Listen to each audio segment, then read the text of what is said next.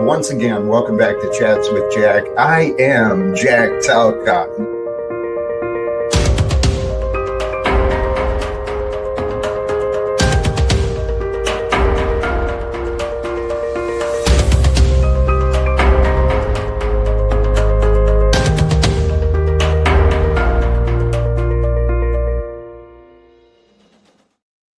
And greetings, blessings, salutations, and love. Once again, welcome back to Chats with Jack. I am Jack Talcott, and I did it once again.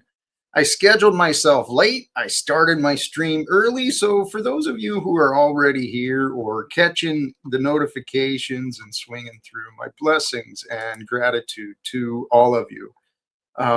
Sincerely, I do appreciate this experience, man. You guys are a trip. This life is a trip.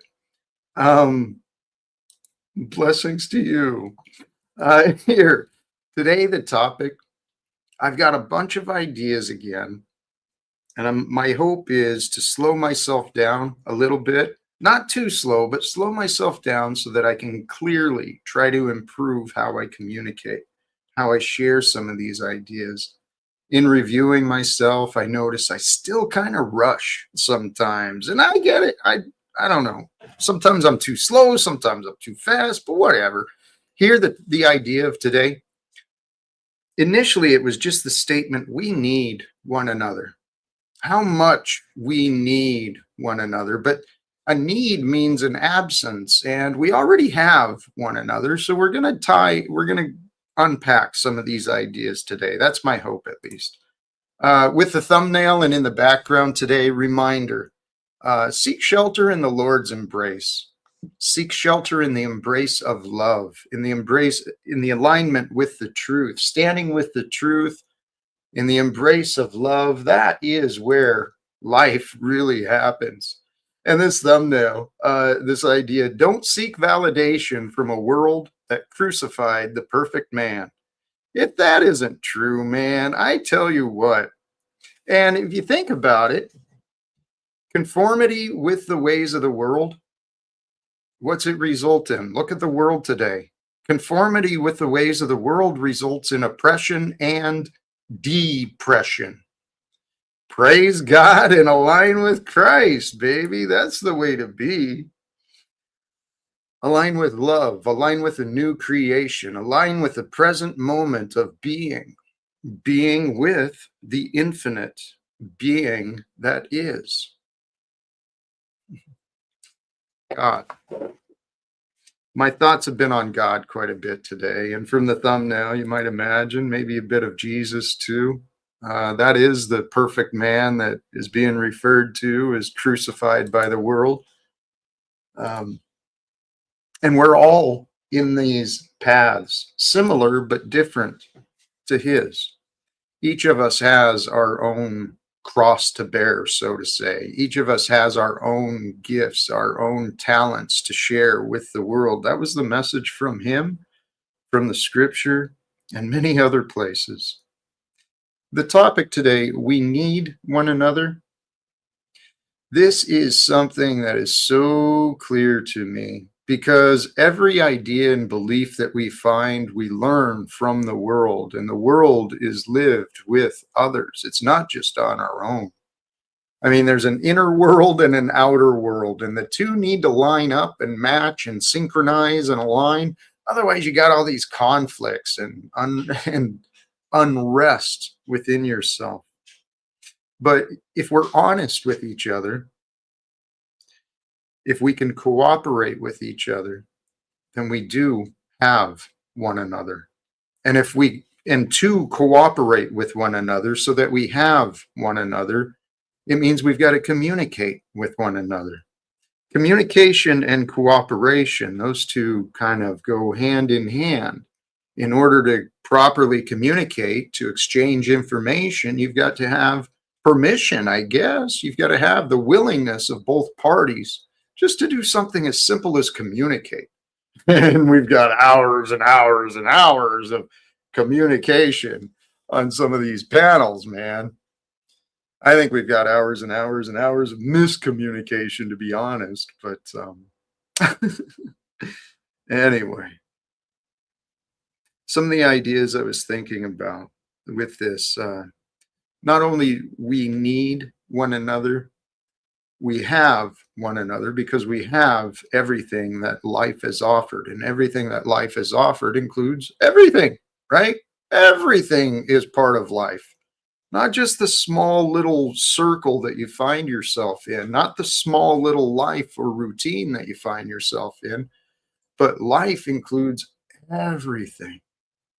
So, getting into this topic of we need one another, then it gets us into the idea of needs versus wants. And the fact is, we don't want to be in a position of need, right? Because when we feel that we need, that's coming from a place of lack. It means that what we desire is not there, right? But if we can be with what is there, then we need nothing. You can convince yourself to need nothing most of the time. At least that works for me. Because the reality is, everything I need, I have, I've always had.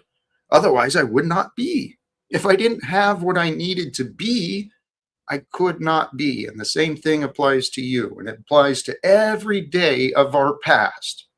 Even those times where we felt needy, where things hurt or they disappeared. So need is actually kind of coming from a place of lack and absence of that which we desire. But wants, you can have everything and still want. That is the wonderful thing about desire, about life, about love. Love can bring a wholeness, and yet you still want more, right? But you don't need more. You have it. You've got it. Anything you want is there in the world. If you can imagine it, if you can feel it, it is there. It's out there. And if you can imagine it and you can feel it, then you can bring yourself to it. In theory, should God's grace allow it. In this life, we need one another and we have one another, but at the same time, we are each independent, fully independent, fully separated from one another, because you can't walk my shoes. I can't walk your shoes. If you've got a burden to carry, I might be able to help you with a load, but I can't carry your burden for you. You got to figure it out, just like I had to figure out my burdens, and I'm still figuring out my burdens. But the point is even though we're on an individual path, maybe separated from everyone else in the world, we're still each of us with God. For God is that which is. God is the I am as I am. God's beingness it's the universal expression of existence. It's found in the divine beingness. Because beingness requires no name. Beingness is simply itself, regardless. A being, any being, you as a being. You are yourself. I am myself. God is the self. And beyond the names, some of these thoughts might be a little out there, and I'm not sure. Maybe I'm not building the foundation well enough on these, but I hope it at least gets the wheels turning for someone. Another observation I had considering us and God, right? Because there is an intimate relationship from the one being that offers and allows existence to be.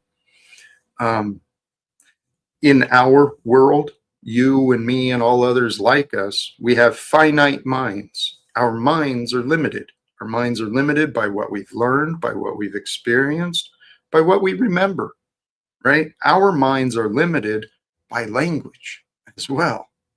So there's many names throughout the different religions that have pointed the fingers at God, but really the word God, it's just the finite mind's view of the infinite. And the infinite is with you. It's the paradox of being who we are and how we are as reflections of the divine. That is what we are. We are light beings, multidimensional beings of light and energy that somehow miraculously comes into form and allows us to be every moment that we get to be alive, that is. But once we pass, who knows where we go, right? We're not here anymore, not the consciousness. Ooh, that gets us into other things.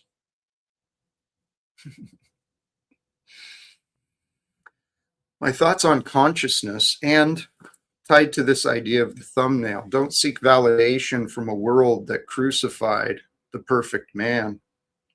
See, the perfect man in the story of Jesus was crucified, and, yeah, face it, he was tortured too, man. Guy was punished and tortured and crucified, executed from a world that honored obedience more than leadership. I'll say that again. Jesus was crucified by a world that honored obedience more than leadership, valued obedience more than leadership. That's the world we have today. We've got all these ICE agents running around and immigration officers and police officers and auditors and all these just nonsense. Everything is just out of control these days. Everyone is just obedient. Everyone is obedient to what they believe. But what we believe is a direct result of the past conditioning, the past experiences, the past stories that we've been told. Okay? Obedience dissolves as consciousness activates. As your consciousness activates, you gain more power, right? Where was that? As your consciousness activates, you become, the obedience dissolves because you're not so reactive. You're able to consider and rationalize and discern and choose. Choices choices are available to us. That's the gift of God, right? But a choice to believe in possibilities opens us up from these small little lives of no hope, no future, right? Expecting the past to repeat itself. That's what the world has taught us. Why? Because this world we were born into profits, right? The systems of control, the systems of oppression, they profit, they grow stronger and they grow more powerful through your obedience, my obedience, the acquiescence, and the choice to comply by everybody else. And that's why we have this world that is all at war with itself. It's insanity. Truly, truly insanity. What was my thoughts on insanity? I had something. recently on that. Oh, the idea of heaven or hell, right? The pleasures of wisdom bring us to heaven. The pleasures of wisdom bring you to heaven, right? The pleasures of insanity, the pleasures of insanity bring us hell. And if you look around, it could be the case could be made that hell is on earth at this time. Why? Because God is absent from the minds and the hearts of the people. It's that simple. It really is that simple. There is no good or bad choices, good or bad actions in our life. There is just wise or unwise. Do you want to be wise or unwise? And if you choose to be unwise, is that not insane? It seems to me a choice to be unwise is a choice to be insane. And if you follow the pleasures of insanity, you will lead yourself to hell. I went through hell. I went through my own hell, and it was miserable, dude. I am so grateful to have escaped at least the past memories and the past versions of the hell that I found for myself. Um, a choice to believe in possibilities, right? A choice to follow wisdom, a choice to allow yourself to pursue that which you love. Why? Because you deserve to feel love. You deserve to have love. You deserve to be with love, to connect with love. So pursue the things that you love, but it's going to take a choice. And the reality is, if you don't believe that what you want, what you love is out there, you won't pursue it. It's just how it works. If you don't believe in it, you're not going to go after it. Excuse me. But if you can open your mind to a choice to believe in possibilities, there's another step I wanted to take then.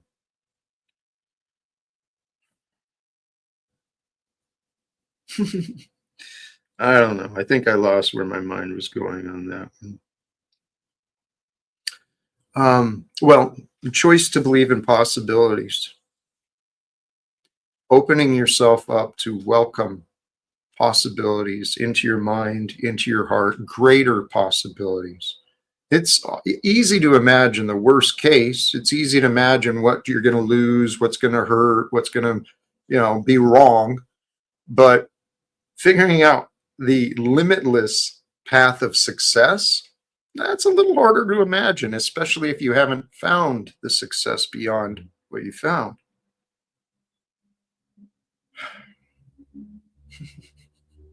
To help me find the belief in possibilities, to expand my faith, to expand my hope, what I've been doing quite a bit is a practice of my mind. Okay. And I've spoken about it several times, many times. I swear by the power and the value of meditation and prayer.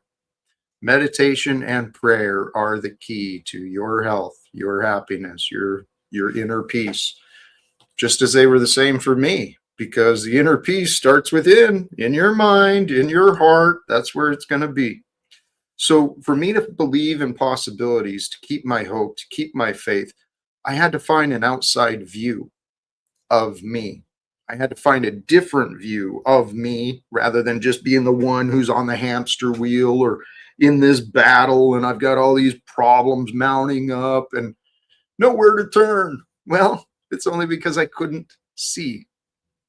But if you use the power of your imagination, and even back to the stream title, recognizing we have one another, if you can use the power of your imagination, or if you've got a trusted friend, someone who loves you, someone you love, someone who cares, there's a mutual care between you. An outside view, it just needs to be honest. And if you're having trouble seeing yourself from an outside perspective, go to someone else, someone who cares about you, and see what you can see what they can see in you. Because each of us, we see not just with our eyes, right? The eyes allows the light to come in and our brain processes the light frequencies and paints these pictures for us. But the way we truly see is with the cognition in the mind, the mind's eye, right? The third eye. It's the one that unifies everything.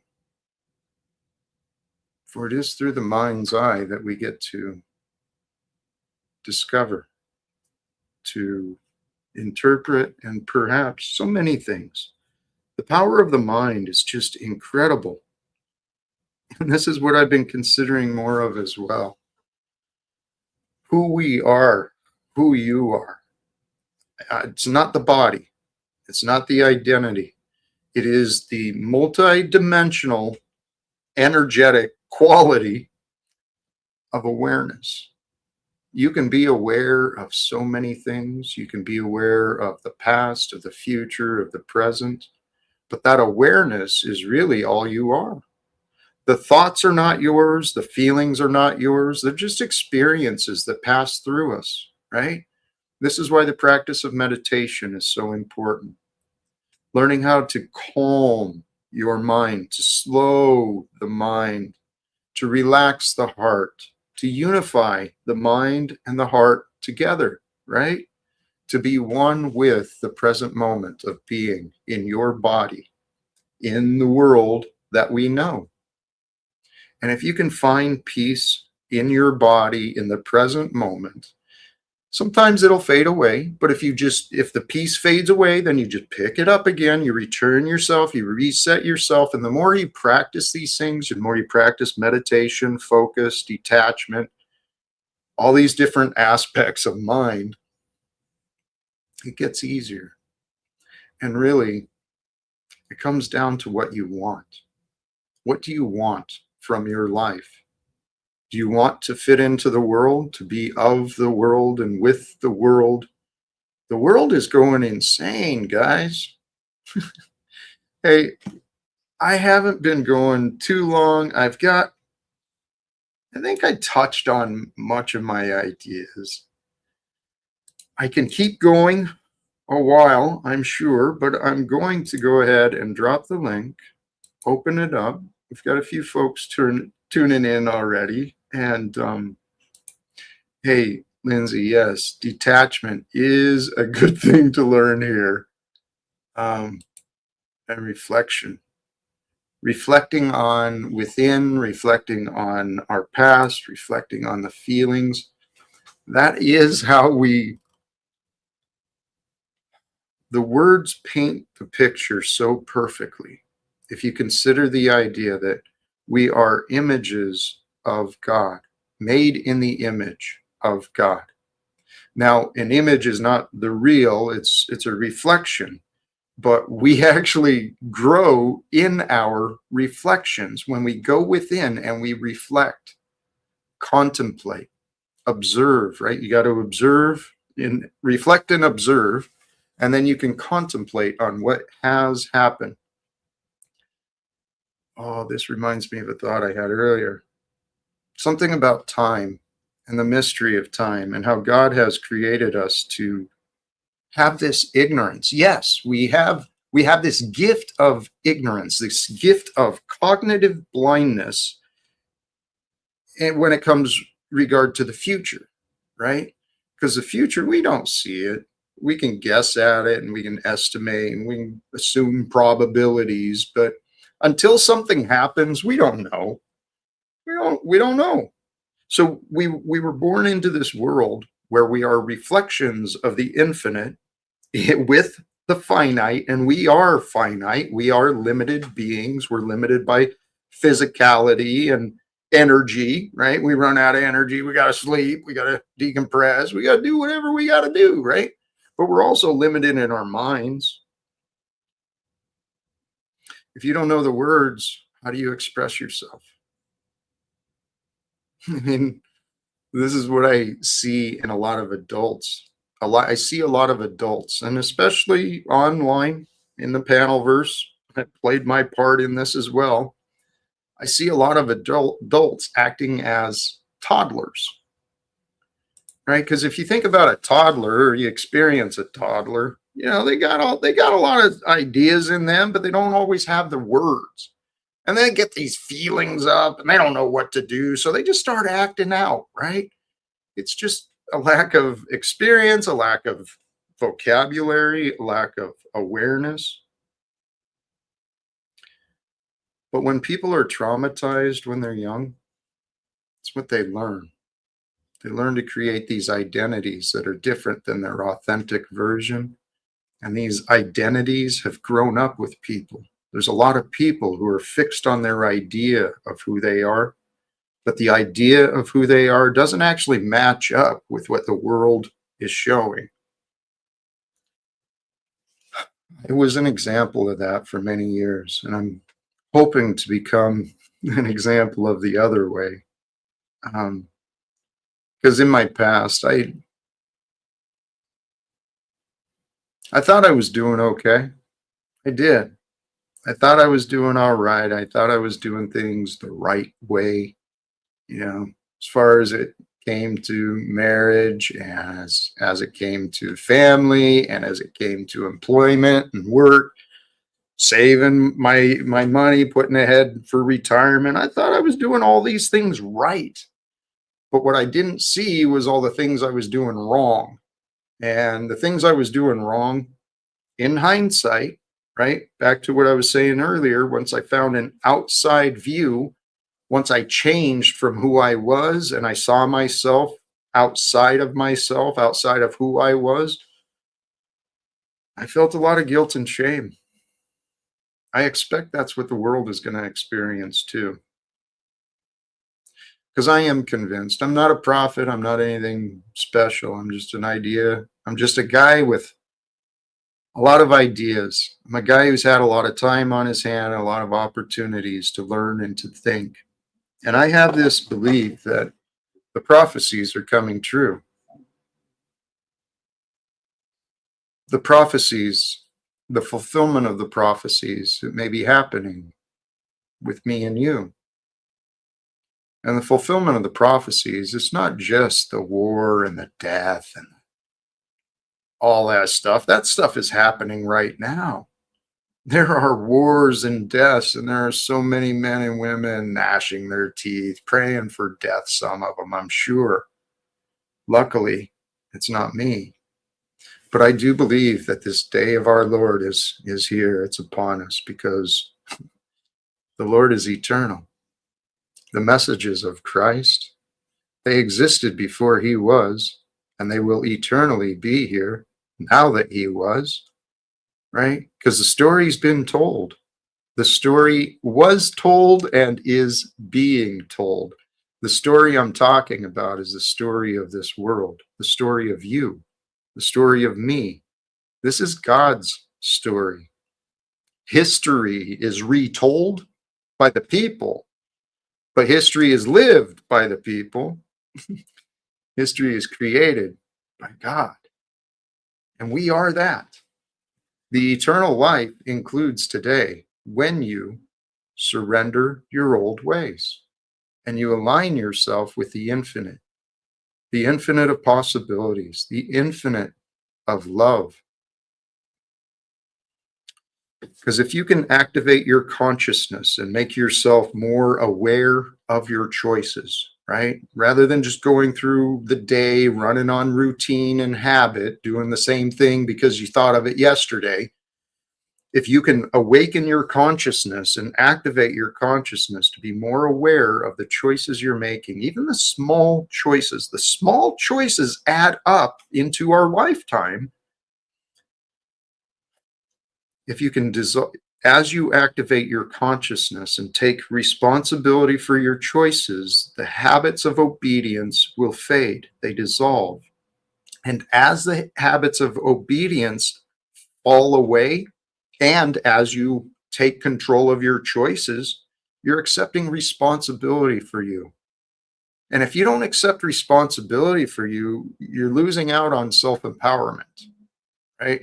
Those two go together. Self-empowerment and responsibility go together. If you want to feel more self-empowered, you need to choose things to be responsible for. And if you're going to choose things to be responsible for, why don't you choose your life and be responsible for your life, all of it, everything. Good, bad, ugly, and different. Choose it all. It's all yours. It's your life. Be responsible so you feel empowered. If you're responsible, then you can do what you want. It's how I feel. I feel this world is my responsibility. Anywhere I go, it's my responsibility to be me and to do what is right. Because what is right can be done at any moment. And if I'm not paying attention to the moment that I am, how do I know what to do is right? I practice. I practice finding what is right. What is right, not just for me, but for this world that I've accepted responsibility for. And I tell you what, the more you accept responsibility for you and the life you are living, the more self-empowerment you feel.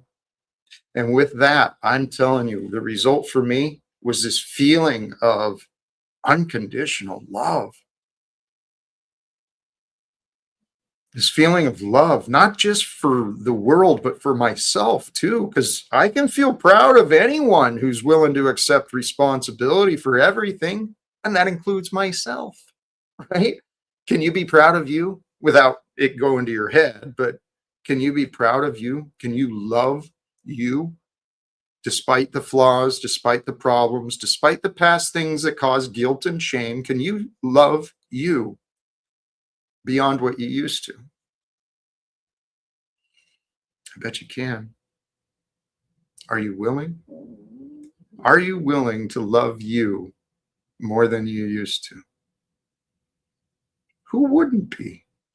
I mean, if once you receive that idea, this is another thing, another part of the mystery, right? From God. God is the beginning and the end. That means the possibilities and the results both come from God. Now, try to define what is a possibility, right? There's opportunities that come up in the physical realm through our options, and we learn these facts, and we can discern different variables, and we find imagined opportunities, but those opportunities are ideas. Hello. Without the idea, do you have an opportunity? Not in my experience. If I don't have an idea of what to do, there could be a gold mine right next to me. And if I don't have an idea of what that is, I'm not going to see it. I won't do anything with it. So what I found is really that perhaps that's probably how God controls us, is through the ideas that we receive. Wouldn't that make sense? Because God is the giver of answers. God is the truth. All answers, unless they are true, they are irrelevant and worthless. I mean, um, where was I going with this? I got distracted by the chat. Freedom Grower. Save 90% on my death coach. Man, right now the price is cheap. I don't charge much at all. And I'll help anyone kill their ego if they're willing to kill their ego, live with a spirit of love. I want to welcome back a man I respect and appreciate. I don't always treat him the kindest, perhaps, but welcome back, Hank Oflamio. How you doing, brother? I'm doing well. Happy Monday to you. That's right. Happy Monday to you. And it's not just Monday. I forgot to recognize it. Today is, MLK Day. yes, sir. He's a hero of mine. I know there's people who found mixed opinions of him and the roles he played. But his words were timeless, just as the words that Jesus spoke.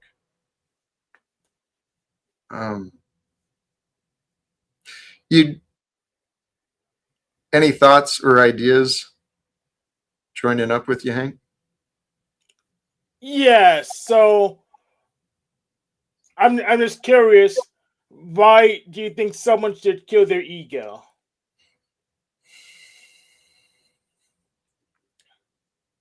so that the spirit can be lived through.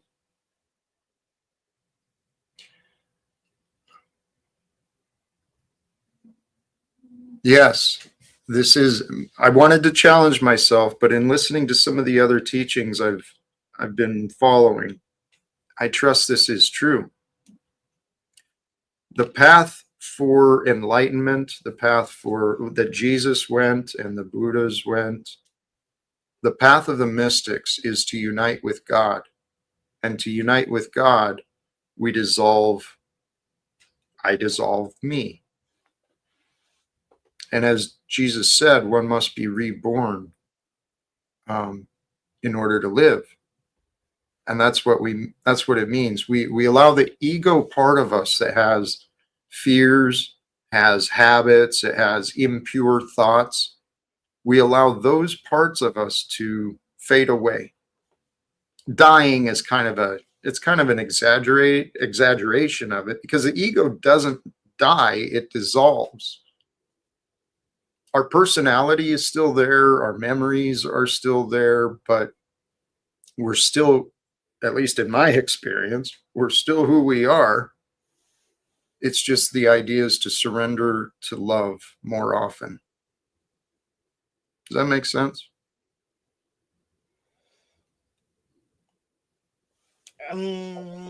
Kind of, but how does that meld with testing spirits? It's better than accepting them, because the Bible says you should test spirits to make sure that they're actually from God and not a deception.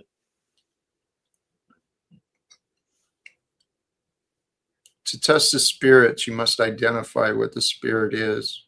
And actually, maybe I did a poor job of identifying what I'm calling the ego. For me, the ego is the identity, right? It's this belief that I am Jack and I'm not just this experience.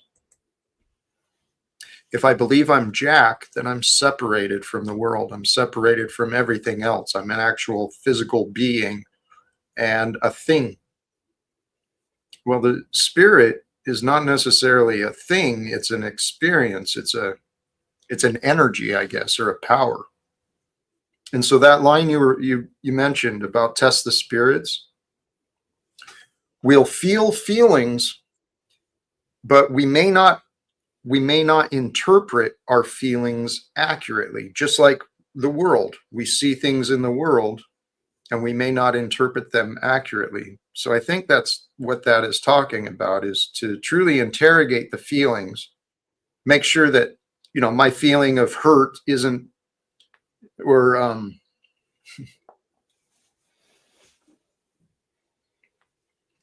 make sure that the feeling I'm feeling is a result of me versus someone else. I mean, because Hank, this is how I learned, was watching my life. There was people in the past who felt feelings, right? They felt a spirit within them, an energy and an emotion was within them. They didn't identify that spirit as within them.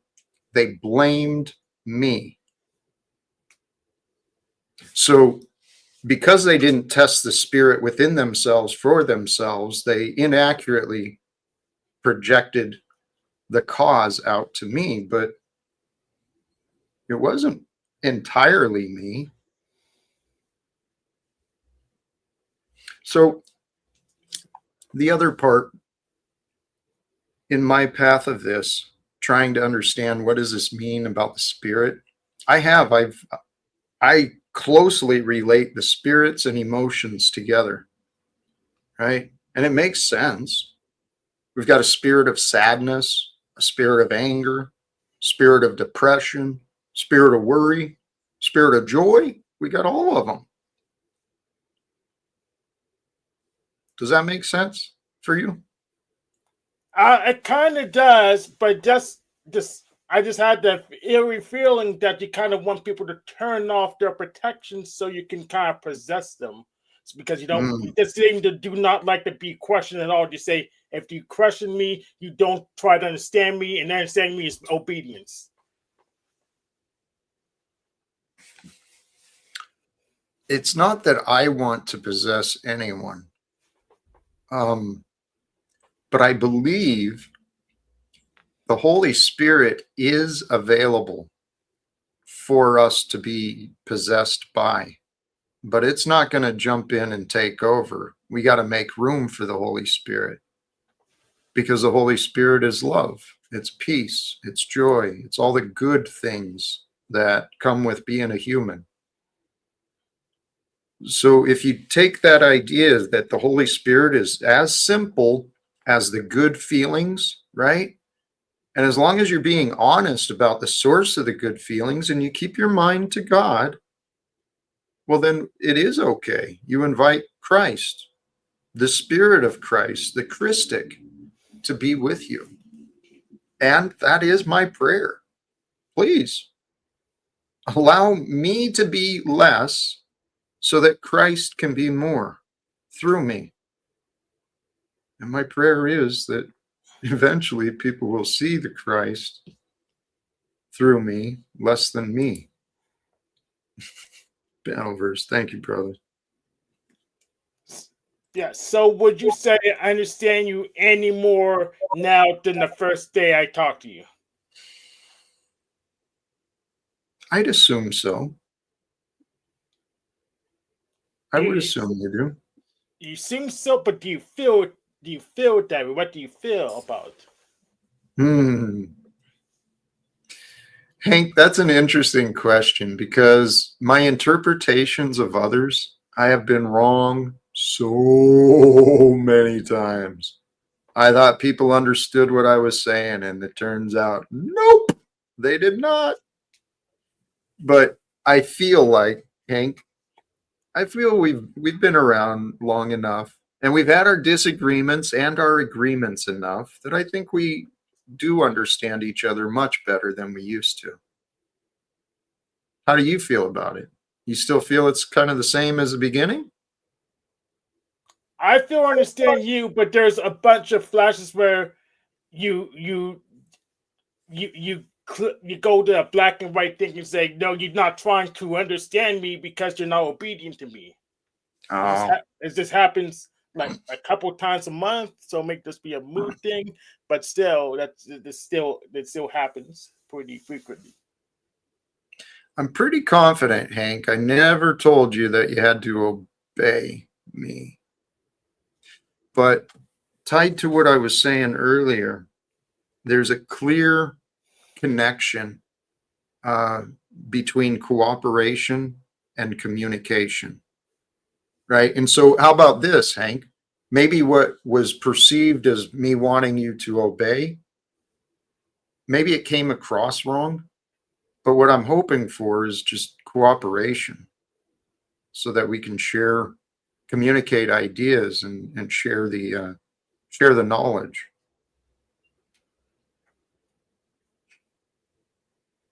But that is on me, Hank.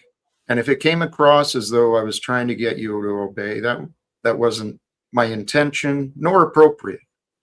Because as I maintain, my goal is to follow the way of Jesus. Now I understand Jesus to be a leader, and a leader leads. A leader leads. A leader like him leads with love. And there's no forcing with love. It's an invitation. And I hope to support it to happen too. Does that make sense? Yes, except for the fact when Chuck and I tried to do that Bible study with you last week on whether Bible supports no secrets or not, you shut us down hard because you said we didn't try to understand you. That's what I felt. I felt you were both trying to prove me wrong, right? You took something I said and then you wanted to find something that was oppositional to what I said. And so we didn't talk about what I said. We ended up talking about what you wanted to oppose me with. And I really don't see the opposition between the two scriptures. And I'll apologize, Hank. I I regret when I get frustrated after the streams, after I'm frustrated, and after the stream, when I'm reviewing myself, I never feel good. I feel guilty because I like you, Hank. Hmm. I want to like Chuck, but I haven't got to that point yet with him. But I do like you, Hank, Yes. sincerely. Um, and so let's see, what was the idea in the scriptures we disputed? It was about secrets.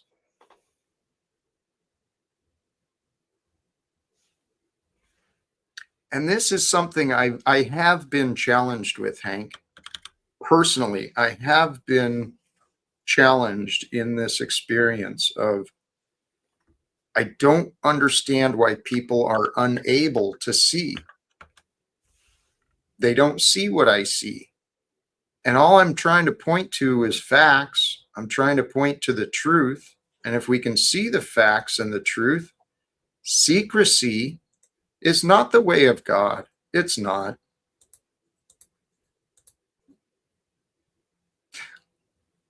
Dang it. So when Proverbs 11-14 says, "Whoever derides their neighbor has no sense, but the one who has understanding holds their tongue. A gossip betrays confidence, but a trustworthy person keeps a secret. For lack of guidance, a nation falls, but victory is won through many advisors." It's just God being confused, or the person, or the Bible's false there, or I don't just. Didn't say that. Or just disagree with that part specifically for some different reason. Well, yeah, I'm trying to pull it up. Why am I getting these weird? The heck was I using? Bible Gateway? Yeah, I have that's Bible Gateway. That was the NIV version.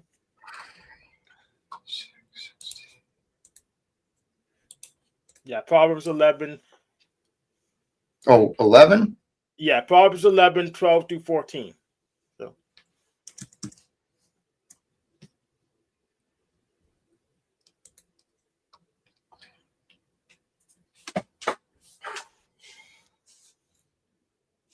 Through the blessing of the upright city, through the blessing of the upright, a city is exalted, but by the mouth of the wicked, it is destroyed. What would determine the mouth of a wicked, Hank? pretty much people who deride their neighbor, um, leak secrets, this loose lip secrets kind of thing. One who derides their neighbor certainly is wicked. The one who has understanding holds their tongue. Certainly, that is probably the best course of action. Is we don't want to bastardize each other. It's not our place to judge and condemn and convict. That's really not the place of man. That's God's role. But in this worldly ways, we've got all these things. A gossip betrays a confidence. True. A trustworthy person keeps a secret. So why do you think that would be there, Hank? Besides just to oppose me, why do you think that's there? It's to convey wisdom for the ages. They may have tested this, and because the wise people wrote the Bible, just said, well, we'll advise people to not gossip, not leak secrets, because All right. that's how I run a nation. Okay. So do you think that applies to governments and corporations?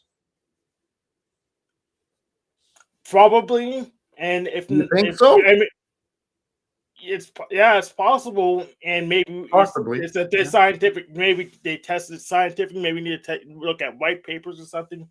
So we could do some more research on it. Okay. Sure. Or we can, maybe look at the bigger picture rather than just trying to find ways that just oppose Jack. Is there any willingness to do that? The bigger picture idea? The real world idea? So in the real world, you assert that this is false. Let's not create straw mans in this discussion, please. That Okay. was a question. Okay. The answer is no, Hank. That's not what I'm saying. What I'm asking us to do is, can we, here and now, can we discuss something different, right, in the real world that might be different than what you're pointing at? Okay, go ahead. It's just what we want to discuss then. Well, the bigger fact, secrets and lies, they don't create peace. They don't create friendship. They don't create cooperation. Am I wrong? Yes. Okay. Well, I maintain that secrets and lies create enemies. So how am I wrong, Hank? How do secrets and lies not create enemies? Because publishing all the secrets is gossiping, and that's how you could be wrong. I'm not following that. Well, there's some stuff that you shouldn't say, otherwise people will get offended. Is it because it's on a need to know basis? So people respond to stuff they really shouldn't be bothering to think about and corrupt them.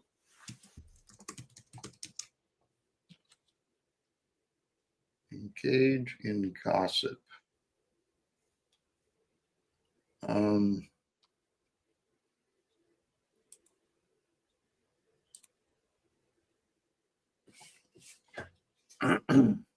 True meaning of gossip. Whoops, I didn't bring it up. This is an AI part, but seems reasonable.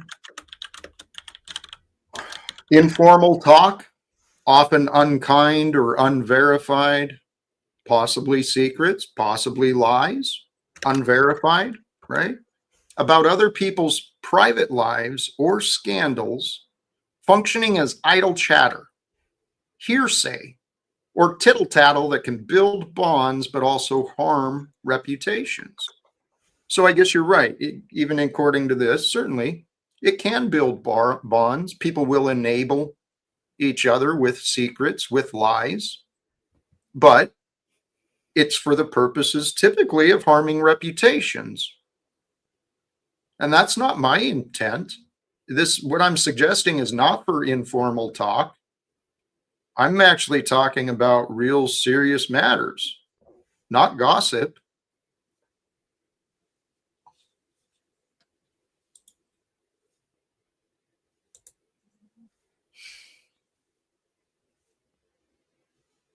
There was something about gossip from the Bible too, I saw. Oops. Gossip.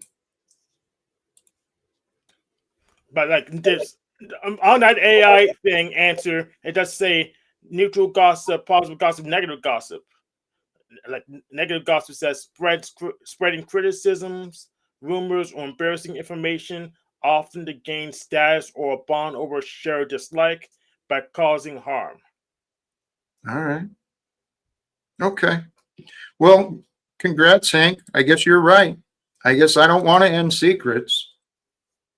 I think everyone should keep secrets. Matter of fact, get creative with your lies. Because that's what secrets create. Secrets create lies in order to protect the secrets. Why do you need lies to protect the secrets? You just need to not respond to private questions. Like if someone asks you who's your producer making your thumbnail, and say, I'm not telling you. It's that simple. You don't have to lie. Yeah. And I haven't lied. And that's what I said. I'm not telling people. And I'm being accused of keeping secrets. But the reality is, okay, actually, I just confirmed what you said, didn't I? I got you. There's no lies. However, it is a denial of information. But the reality is, my intention of that is not for harmful, divisive talk. It's not for rumors. It's not stemming from a bad heart. It's not characterized by tale bearing or slander. My intent is to protect people I care about, Hank. So I guess, am I wrong for that? No. Oh, But when you say the state and corporations need to give up their secrets or they're lying, then it's oh possible to my make the God. interpretation. Okay. Hank, you're clearly not interested in what I'm trying to share. You're still interested in trying to prove me wrong. I don't know how to communicate with you. Okay, how about this?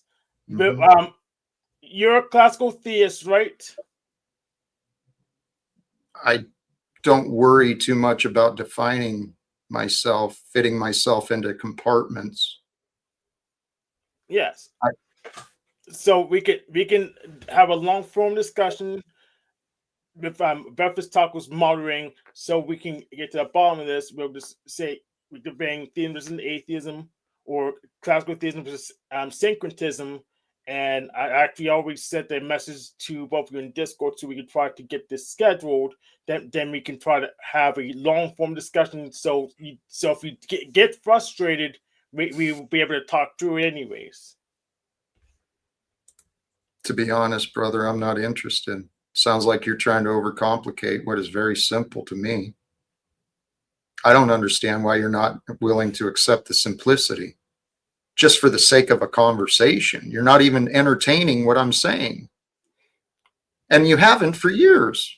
It's, This is what I'm getting at is black and white thinking, because I'm literally here trying to entertain what you're saying, but you're getting upset that I'm not just listening and believing, and you don't see it.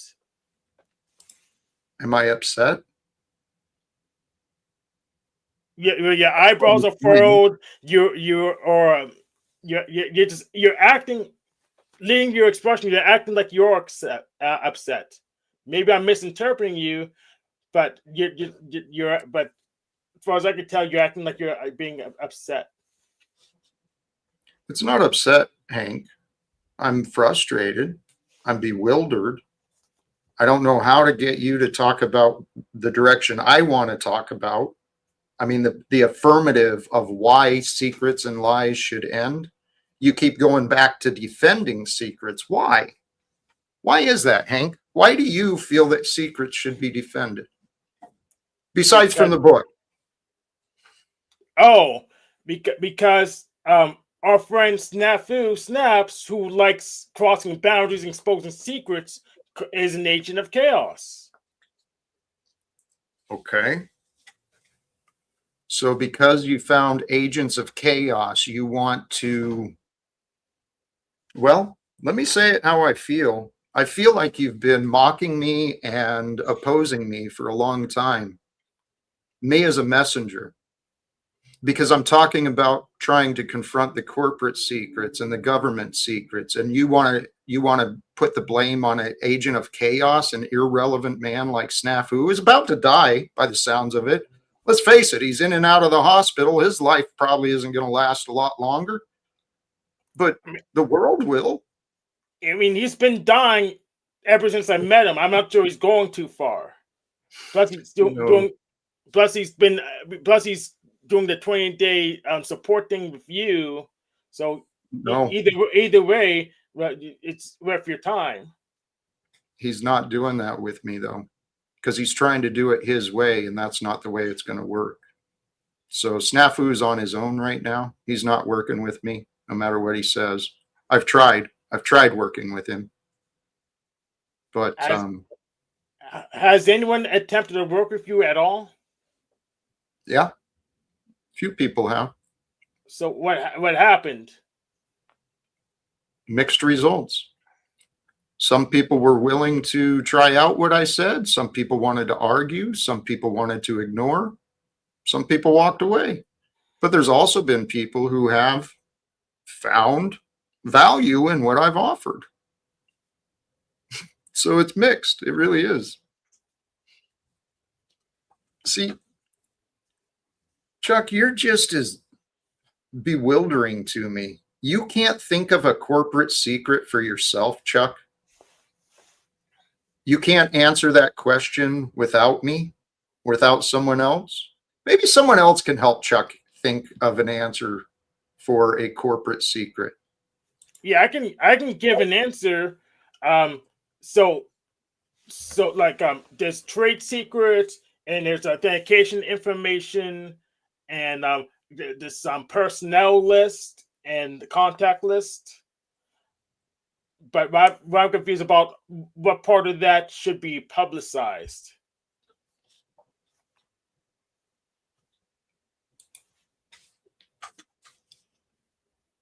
Because I think most of that's like on a need to know basis. Then that's what you believe, Hank. Well, explain to me how I'm mistaken. Why? Are you willing to consider? So I had the ability that give me a chance to consider rather than I've say, tried. well, so you said you already tried already. So what am I missing? Why should that information be publicized? I guess anything other than, do you have a feeling that, well, if they publicize all that we'll have world peace? Or As I started in the beginning, the story of Jesus is a great example. The world crucified the perfect man, right? And my explanation of the world crucifying the perfect man is conformity with the world, conformity with the ways of the world. It results in oppression. See, and the only reason these governments and corporations have any power is because people people willingly enable corruption and oppression. so when Jesus says to his followers to keep a secret when it comes to him being the Messiah and performing miracles, was Jesus making a mistake? Hank, that was for a short period of time at that time. Hey, welcome, Dominic. Welcome back. How are you today, my friend? Hello, guys. I'm good. How are you both doing?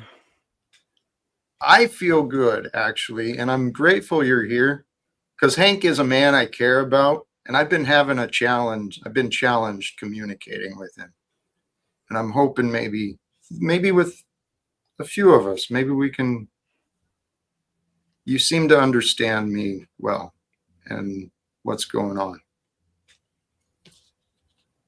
The question in dispute, what we've been discussing again, is secrets and lies.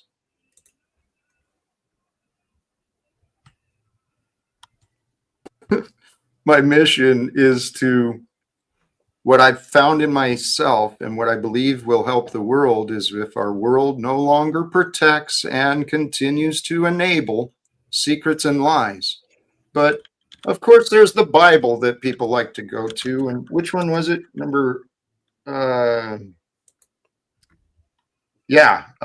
to 13. A gossip betrays a confidence, but a trustworthy person keeps a secret. I don't know how to communicate the Well, difference. I think it depends on the context of the secret. Like if you have a relationship or someone that you hold near and dear, there are certain secrets that you will share between each other. Like if they're your significant other, that you wouldn't want to share with others, right? But in the context of, if you're withholding information that you know to be true from people, where they're going to go out and make decisions that is going to cause harm in their lives, that's absolutely false and wrong. Thank you. That is the key, is the information being withheld and the consequences of that, I think. Does that make sense, Hank? I mean, can you agree with that? Yeah, I can agree with that just fine. Okay. No, I only get confused when you say no secrets, because that actually contradicts what I just agreed to. Okay. How about this then? Golly geez, I don't know why I didn't think about it before. Let's not discuss getting rid of every single secret. Okay, Hank? How about we just try to reduce the amount of secrets and lies? Can we agree to that? But, well, I'm just trying to figure out what criteria we're going to use to reduce the amount of secrets and lies. If I agree to that criteria, that's fine. Okay. Well, I think a start to reduce the amount of secrets and lies is to be honest with ourselves as individuals first.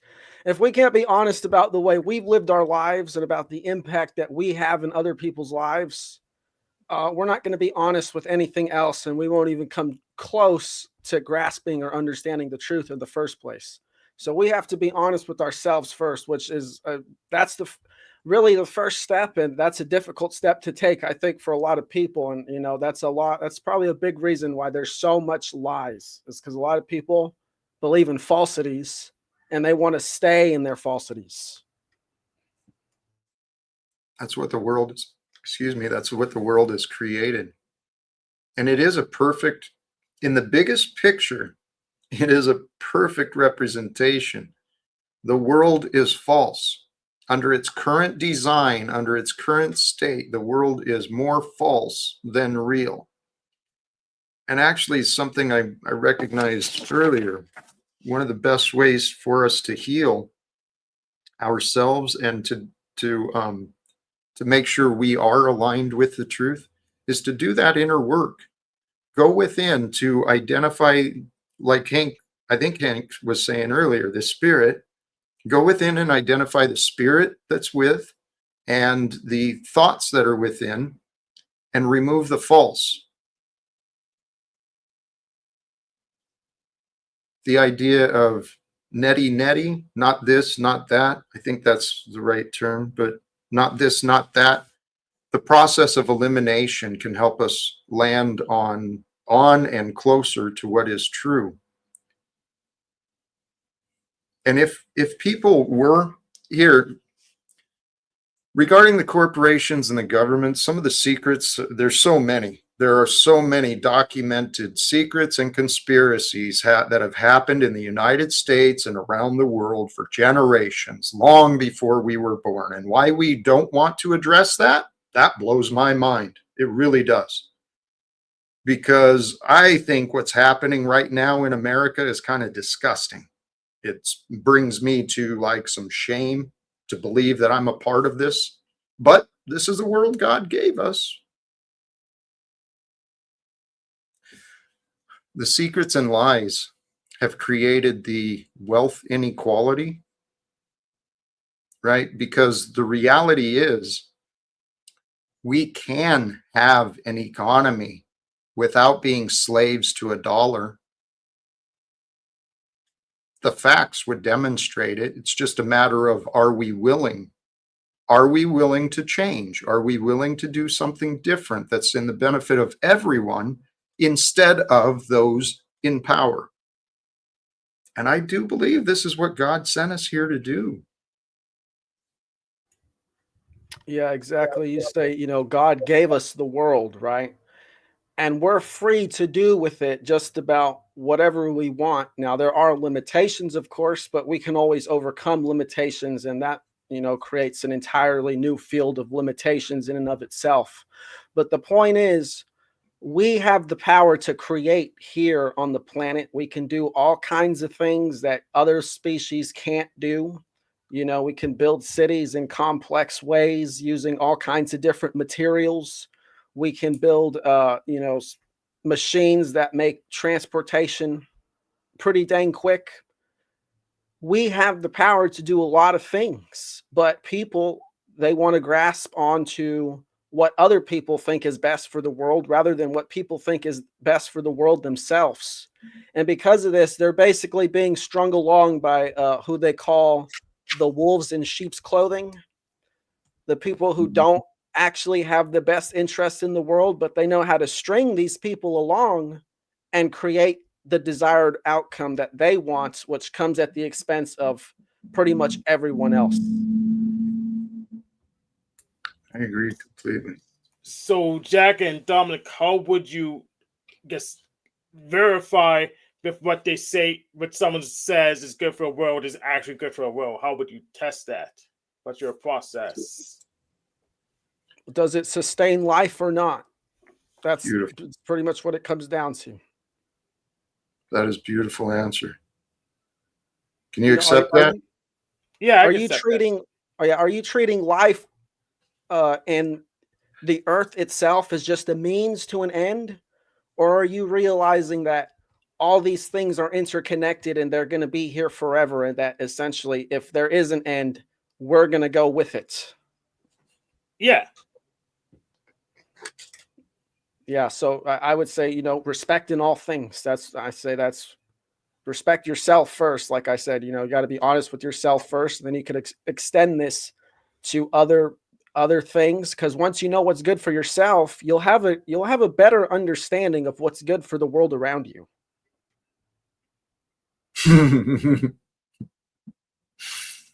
Yes. Realizing what was good for the world around me. Yeah, you're right, Dominic. I had to do some inner work to remove some of my clouded confusion. I had to activate my consciousness to take control of my choices. Because in the past, I was obedient to the identity that I carried, the belief I had of who I was and what I thought was important to me. But what I thought was important to me wasn't necessarily what the world around me was looking for, what they needed. And I think that's the majority of this society right now. We've got a lot of people that aren't conscious. They're not aware of what's going on. When it comes to identity, I think a good synonym for it would be limitations.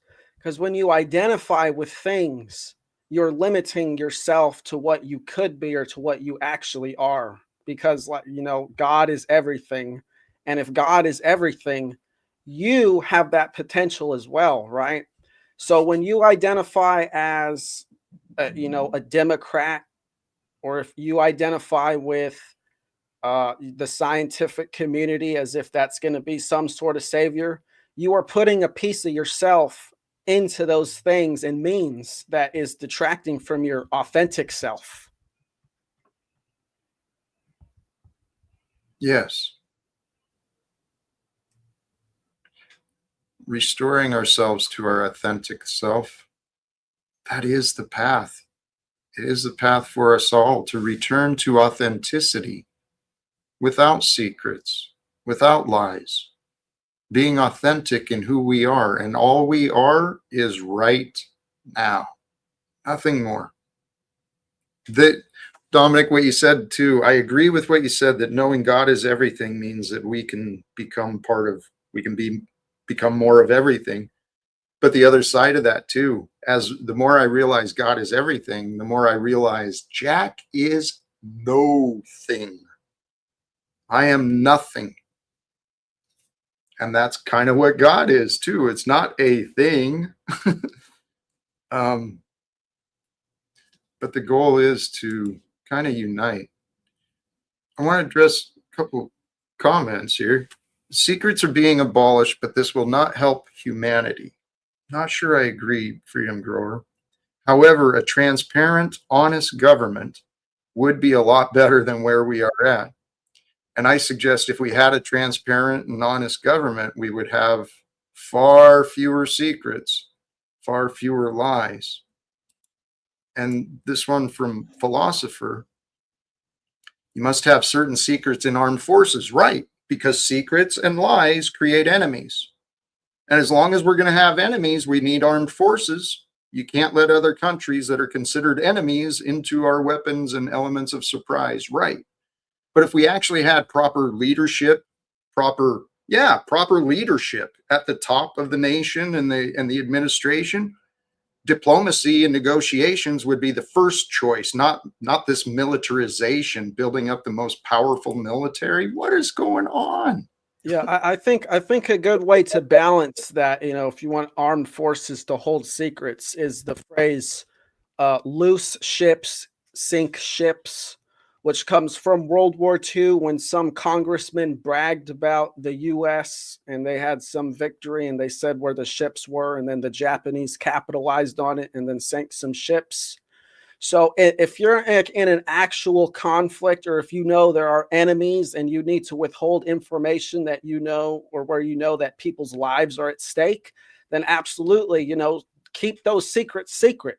But you don't need to keep everything secret. Like, for example, they've kept things like UFOs secrets for decades now because they think people can't handle it. And then now after we've gotten all this predictive programming on things like Star Wars and other sci-fi and all this other books, now they're going to start telling us that the UFOs are here after we've been prepared and conditioned.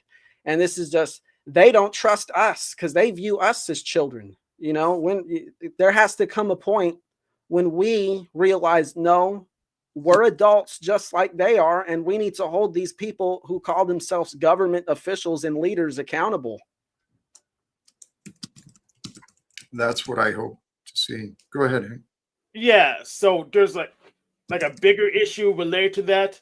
So the IRS knows how much we owe for taxes, but somehow instead of them helping people pay the right taxes, we have tax preparation companies, and I think that's being this indirective, dishonest. We can literally get rid of those tax prep companies because we have the technology to compute how much tax we owe. So I think taxes in the first place are inherently against the ways of God and against the ways of non-coercion, because they force everyone to pay and give resources to things that they are not volunteering to. So this means that taxes are antithetical to natural law and the way that God's very principles. But that's what would need to go away. So when the Bible says, "Give unto Caesar what is Caesar's, and give unto God what is God's," I'm misinterpreting it to pay your taxes. Yeah, I think you are missing. A lot of people do misinterpret that. So when Jesus, we got to look at the context of that verse, right? Jesus is asked that several times, I think 2 or 3 times in the Bible. And pretty much in each context, he's surrounded by people who he wants to be his followers. And the people asking him, well, we're supposed to pay taxes. Should we pay taxes or not? Are the Pharisees. And so how does Jesus answer this? He says, whose face is on this coin? And then they respond, the Caesar's. So Jesus says, render unto Caesar what is Caesar's, and render unto God what is God's. Now, what does this actually mean? It doesn't mean just be compliant with paying your taxes, okay? It means this stuff that Caesar calls his does not exist. It's fictional. And if he wants it, he can have it. Us people over here, my followers of Christ, we're going to go live in God's world, the real world. So it's Jesus, as politely as he possibly can, telling them that, you're full of it, dude. I have nothing to do with you. That's what it actually means. I agree. Hey, welcome to Truth or Judge. Greetings, tube creatures. How are you doing today? We were just discussing give unto Caesar, the idea of taxes. Perfect time. Right. So, and I overheard the statement before that, right? And they never seem to go together. This understanding that if taxes is against the fundamentalism of America, right, is ungodly, well, then so is standing centralized armies, as the founders spoke about, right? Because how are you going to pay for these standing armies unless you're going to compel everybody to give billions and trillions of dollars so they can drop bombs everywhere and play State of Israel games and all the rest of it? None of this is supposed to be what America was supposed to be, right? Quite the opposite. Every man was supposed to have a gun so that we could not be invaded or taken over, and we would not be doing expansionism without a centralized military. So great to give everyone guns so that if anyone invades here, we can defend ourselves. Not great to create centralized militaries that, of course, are going to need funding. That's where you and I come in, supposedly, and an ability to go around the world starting more wars. So, Paul, how they used to do it?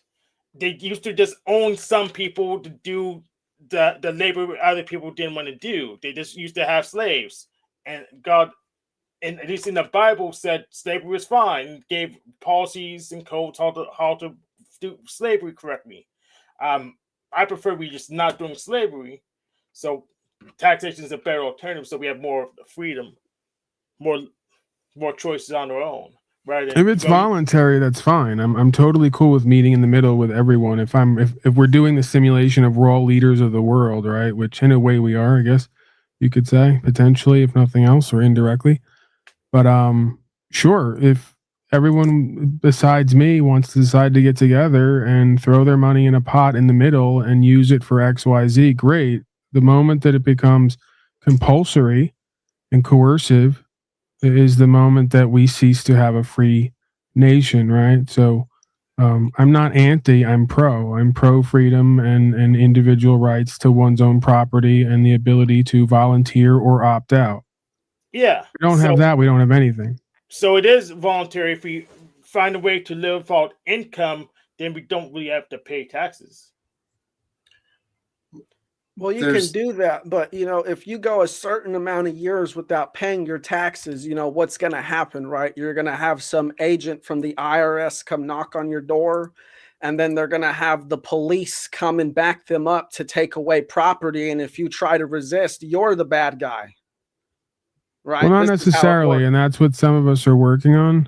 I think it's kind of open-ended, but let's not create this idea that there is no way to understand the legal and lawful system and use it properly. I mean, your buddy, and I'm saying that kind of, tongue in cheek, but your buddy up there, Donnie, he knows all about the legal lawful system to the point where he and many others bring in billions when it comes to value and pay little to no tax. So I contend they're doing it legally. They just understand what the average citizen slave does not, right? Right. But that's the problem. They're doing it under man's laws, which are immoral. They're corrupted. They're broken. And Donald Trump, yeah, he's got that Heritage Foundation behind him, rolling out that agenda, whatever it was, 2025. And it's a game plan for him. DeFreak, thank you. I think like I think you do, that the system isn't necessarily the problem, but the people. We need to produce better and good people. Education is the key. But I tell you, if we had better people, the system would be fixed. The system is broken. Well, that's where someone's supposed to come in from left field and go, well, Jack, that's why we need more tax money to fund those public fool system indoctrination camps, right? Where everyone gets a good education, right? No, that starts at home. We're back to personal responsibility and accountability, where we need grown men and women creating leaders for the community and for the nation who understand natural law, right? Universal law, and promote that, which was part of American exceptionalism. It's the only way America has exceptionalism, is understanding natural law and voluntarism. If not, it becomes like every other communist, socialist, Marxist, put an ist in behind it, nation that we see on the world, right? I see the solution. Well, back to the idea of the voluntary taxation and what Paul was saying, truly the standing armies are the IRS and all, or the taxes are created to fund the armies. It's been that way for hundreds of years. It's why the banking empire is so powerful. The bankers control the nations, and then the nations go to war. Why? Because they can make profits. And then the individuals in the systems, right? Those at the top, they make money. We are losing, guys. But you had a personal choice of moving to a nation without a standing army, like you can go to Liechtenstein. They don't have a standing army there. Yes, that's always an opportunity to run away from the land we were born on, or the people who were born here like us could just follow the foundational principles that made this nation great and stop attempting to overthrow their founding fathers and the ideology that, again, made America great. I mean, we could always do that, right? We could promote that. Yes, but we kind of did the voluntary tax thing that led to a Confederacy and a Civil War over slaves. Like that's what we did before we did taxes. So we did slavery. Is there no other alternative? Are we doing this and thatism, right? Are we doing the lesser of evils? There's no alternative to taking people as property or taking people as property? Well, they could probably research some alternatives and just tell you how it is. That's just how it happened. Well, can you imagine a world? Because I truly believe Jesus demonstrated sovereignty, right? And we are made in the image and likeness of him. We are sovereign beings until we choose to obey and give our power away. But can you imagine a world filled with men living like Jesus, living with natural law? I think the only way we're going to do that is individuals need to do their work, right? The answers are here. We're living at a time where there's so many people. I'm at the bottom of the pile, right? Trying to explain this stuff, but there's so many people teaching inner peace, inner shadow work, becoming more actualized, more realized, more authentic. And that leads to self-empowerment, becoming self-responsible, and that's sovereign.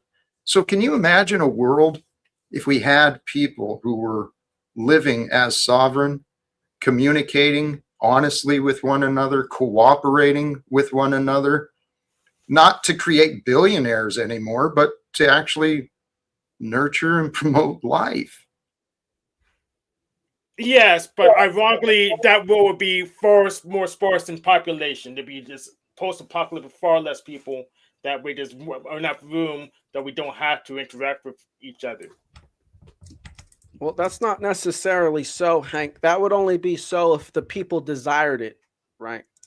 So we right now we have the means to sustain and even grow the population.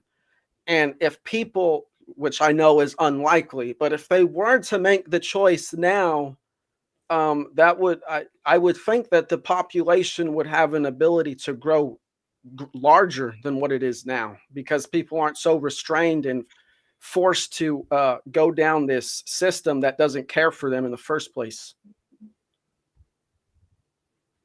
Right. I guess it's my lack of imagination because other than reducing the population greatly, so there's more room for everyone, we have to interact with people on a social basis. So maybe there's a third option, or I guess a fourth option, but I can't really imagine it. Well, like I said, if people, if they want to interact with each other, they will, right? And since there's not, ideally, if there wasn't any governments there to restrict them from doing these types of things in the first place, then there would be more room for that interaction, and that would lead to more flourishing, I would think. I actually have one more option, but I don't think it's actually in the right direction. Like if we're in a hive mind, well, technically we'll be at peace, but we wouldn't be our own operational units. We wouldn't have our own will. So that technically, I didn't mean to cut you off. Go ahead. You want to finish? Well, I was going to say, under the hive mind thing, that's kind of what they're trying to do now, and I would say that that's kind of what the system has been trying to do for thousands of years. They've been trying to replicate this wasp hive or this ant hill type thing, and they want us to be the worker ants, and then they're like the queen ants who extract all the work. But we're not ants, right? If we were to make that transition using technology, there would not be peace, because while we might think there'd be peace for ourselves, we would be actively waging war with all life around us, ignoring all the other animals, all the other trees. It's not peace for them if we were to do that. I argue what you just described on both sides is already here. But hey, can I just say one thing to Jesus here, man? I appreciate the message that you're bringing forwards, man. You look entitled, and you look like you act like you know everything, but you look like you've never been punched in the face ever before. So I don't know why you're talking like this. Like you actually. Hey, Menard. Hey, Menard. But it's okay, guys. I'm here to educate. Hello. Hey, Menard. Who are you Can you hear talking me? to, fool? Who are you talking to? Mr. Jesus up there with the glasses. In the back? No, he was talking earlier. Mr. Jesus, the guy with the glasses. Oh, that one. That's Jesus. Yeah, this That's one. who you're talking to. Okay. I guess I'm Jesus. I don't know, because I guess I look like the drawings that they make of him, so that makes me Jesus in Menar's mind. So please Eh, educate us, Menar, more on No, Jesus. Dominatrix. Tell us more about you and You said you how were going to special you educate are. us. I love No, how his wait, no, I metric of want to know. success is being punched in the face, and with No, his no. intro, I'm guessing that happens to him quite often. Hey, Mr. 666. Why is your name 666? By the way, are you Because satanic I'm worshiper? mocking elements and functionaries of this system. I mean, also, you District guys all Slave look like you're Court. satanic worshippers. Menard. What's the Is that differentiation? why you came in here in the first place Right. with such satanic No, I energy, came and to then say you accuse hi. I us wanted of to being come satanic? in and bridge the gaps between us. I'm a Actually, religious person who believes the utmost objective morality has been able to guide humanity through the tough, ages, and whoever is guided by this morality is always successful, no matter the outcomes. Or really the consequences, or even the situations that happen in his life.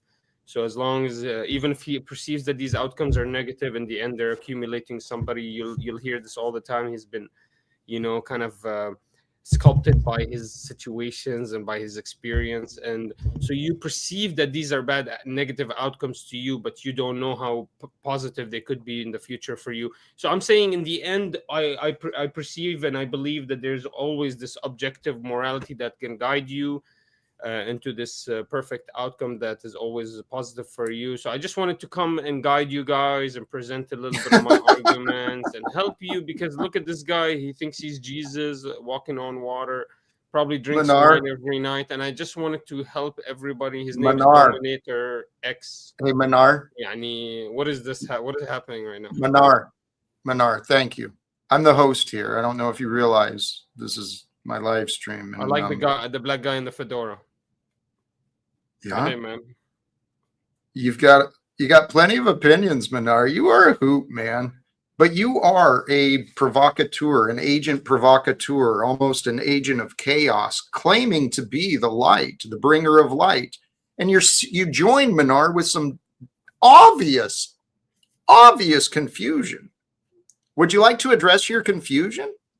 Absolutely, but I'll present one analogy to maybe give you a little bit of an example of the bringer of light. Is it not bringing light to lies? Is not coming and attacking the lies with truth? Is that not bringing light to the actual facts? That would be my analogy. The bringer of light, the bringer of truth, the destroyer of the lies of Jack Talcott. I'm not sure that you're making any sense. Did anyone else get sense of that? I think everyone figured it out, Jack. Listen to me, Jack. Well, I He think appears the to have some Lightbringer- the profound Lightbringer is understanding that he's Lucifer, going to right? reveal to So- us. I think we should pry a little bit, right? Can we get this Please. Just profound? don't overreact, Jack. Remember, you always tell us about being calm and Hey, Menard. diplomatic. Menard's gaslighting, that's for sure. I know. Menard. I mean, We'll get along. Don't want We'll him to get overreact. along. He's starting to. I can fear his cortisol levels going up. No, what you're seeing is Menard's a you Jedi. joined. He You can joined sense with you. disrespect. You're going to get disrespect. Are you willing to change, or you want to continue being a clown? It's your choice, Menard. I don't need you here. I'm perfectly happy with you taking your happy ass elsewhere. If you can't show some respect, find a way to communicate so we can get along. Is that within your wheelhouse, my friend? Yeah, maybe me and the black guy can talk. What do you think? I could talk to you somewhere else. Let me Okay, go ahead. Okay, Jack. Yeah. Okay, Jack. Let me just have this brief, I guess, intermission. Then I'll get out of your hair, guys. I don't want to interrupt. You guys were having a very important discussion about something. About the world So and God. I guess my first question would be, where can I get those glasses? Who are you speaking Is that to? your joke? Where my glasses? Yeah, to Mr. Jesus. Man, for- oh man, that's a those are real not- knee those are not slapper there, even Menard. Did aviators, the bro. light bring you that one? Wait. What are those? Are those? They're not Did the light aviators. bring you that joke, Menard? No, I'm Is that what- serious. is This that is what like you're a whole gonna new educate us frame with? design. That's a good one. Okay. Look, I like to Let's- bring a little bit of humor. Is Listen that to all- me. We're all laughing here, we're all having a good time. So Jack, here. The jokes aren't that good, Minora. I'm sorry. I'm gonna be Oh, honest. The wait. jokes Right. not that Maybe good. I'm the only one laughing to them because I thought it was hilarious. I Yeah, thought, you I mean, are. literally, I don't know what they call those. What are those? If they're not aviators, what are they? Submariners? Anyway, Hey, They call Menard. them bombs. They call them bombs, Minora. That's what you're doing. You're bombing right now. sailors. Yes. They're sailors. They're sailors. Menard. Anyways, yeah. Ironic, a Middle Easterners bombing, huh? It's not the Bro, first I'm time trying, I'm trying, I'm we've heard trying. or seen that. Hey, at least I'm the only one breaking. I know. Honestly, before I came, Now that's it a was joke, Jack Menard. and his Learn smile. from That was Truth the or only thing Judge. carrying the whole show. And the black guy's fedora. Menard, you are a trip. You are a funny dude, but your jokes are they're bombing, dude. Seriously. You know what I welcome thought? to You know what I thought? The funniest thing Menard said was how some bad things are good, and in light of the first thing he said coming on here was that I've never been punched in the face, Yeah, insinuating you look that so it's like, innocent to what me. is it okay to just punch people in the face and that I'm makes just saying, them better you look people? innocent. Don't Menard, talk like you know anything. You look young and innocent, like you've never had any While- experience. So don't come while- and talk and teach us. While We'll talking teach you. about objective morality have at to the listen. same time. Mhm. No, but here, no, okay, let's actually bring it back. This is actually the point of the discussion. That's why I came in here for the objective morality, Jack. Jack, attack my argument. Attack my argument, Jack. Humanity for the rest of history is immoral without an objective entity. Can you disagree with me? That conclusion actually doesn't make sense to me. So Well, Yeah, I'll give you not the sure. objective- premises. I'll give you the premises with that lead to with the conclusion. objective of the creator. There are many cultures that believe they have different creators. So here's the actual two premises that lead, and they're both implication arguments. If H, then S. So if you're a human, then you're a subjective entity. And then the second premise is if S, then you are amoral. If you are a subjective entity, you're amoral. And by definition, amoral, as in you don't know if you're being moral or immoral. Not that you cannot be, it's just that you don't know if you are because you don't have all knowledge because you're subjective. And whenever you get all knowledge, you die out. And so the conclusion is that all humanity is amoral forever. And the religious people were able to solve this. They were like, okay, no problem. We will get rid of all subjective entities in morality and we'll only introduce objective morality and follow that. Yeah. That So doesn't- What is your that- answer to that moral dilemma? That sound and valid Oh, moral dilemma? this is that I simple. created? This is simple. I got it. Premise one, might makes right. Premise two, God is almighty. Conclusion, God is alrighty. That's my counter argument. What about the that is a Senegalese, fair who are in counter-argument. fact amoral? They don't have any God that we know of. They will kill That's you not as the a Christian argument if I you. made at all. It doesn't attack it. Well, you're saying the entire population is immoral. No, you have Yet to- you yeah, you have explained. to make Yet you explained them amoral. Yet you explained amoral, and I would argue that the Senegalese are amoral. So how do you make them moral? That's the Why would question. you want to make them moral? See, Because that's if why I humanity is question your amoral, objective morality. definitionally, they die out. They're making the wrong decisions. They're doing the wrong things. Definitionally. And Why- they're being let me preserved. They're ask- being preserved by the rest of the immoral society you talk about. You have to know what the definition of morality is. See, this is why I don't like debating small brains. Okay, the definition of morality. Menard. Brain? Listen to the Nice definition ad of hom. morality, Nice guys. ad hom. And you're not going to get anywhere with that Listen on to this how panel. how I define morality and tell me if I'm wrong. Okay, it's the relative. It's the evaluation. So it's a measurement. It's an evaluation of the actions and their relative benefit or detriment to the individual or the society or the society, the individual attached to that society. Anything that detriments the society, we deem as immoral. So you Almost, think what the people society are wants to call right now forever? is illegal. Okay. Wait, But I wanna that's well, what here. we would call So immoral. you think Understand me? that forever and ever people are Now just this- no, just incapable attack of my grasping definition. what Is is that a wrong detrimental and what isn't? Is that what I'm getting here? So you think that because people have a subjective and limited experience, and we can't know everything, No, but you define I'm saying morality as the I'm saying non-detriment of things. because morality is an evaluation, a measurement of the action, and the action Exactly. exists in So you physical basically reality. said That means the action has a true value, an exactly, actual value attached and to it, mind independent. That you is said true. your position Can I is that finish? people. I've heard enough. I've heard you go Well, on. this is why you're gonna have confusion, and you're gonna keep asking. Well, tell you Your what, actually, position, Menard, go Menard's ahead. position is basically God dang, he made me forget what I was gonna say. It's all right. No, well, Minoru is completely confused. He's Let completely confused. He thinks he's funny when he's not. He thinks he's making a proposition when he's not saying anything at all. So he's just completely confused. Can I speak real quick and destroy his objective morality here with the Senegalese situation? A Christian minister goes to the Senegalese island. Now, the Christian society, once those Senegalese killed him, which they had no moral aspect other than to protect their environment from outsiders, and so they killed him in an amoral basis of self-preservation, and yet the Christian society wanted to scream murder. But beyond that screaming of murder, the Christian society still protects the Senegalese despite that quote murder. So how is there objective reality or objective morality there?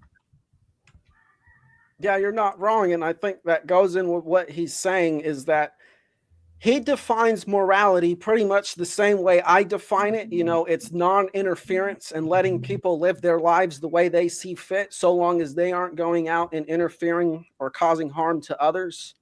And he basically said that he thinks humans are going to go on forever, incapable of understanding what causes harm to other beings.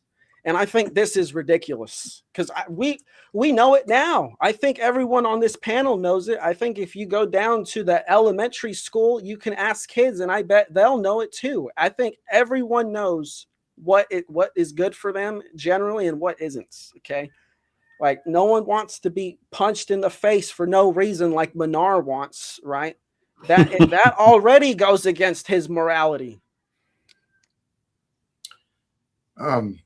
One thing I noticed since Menard joined, I've had a tough time saying anything, getting anything out. Welcome to you, Dusty. How are you?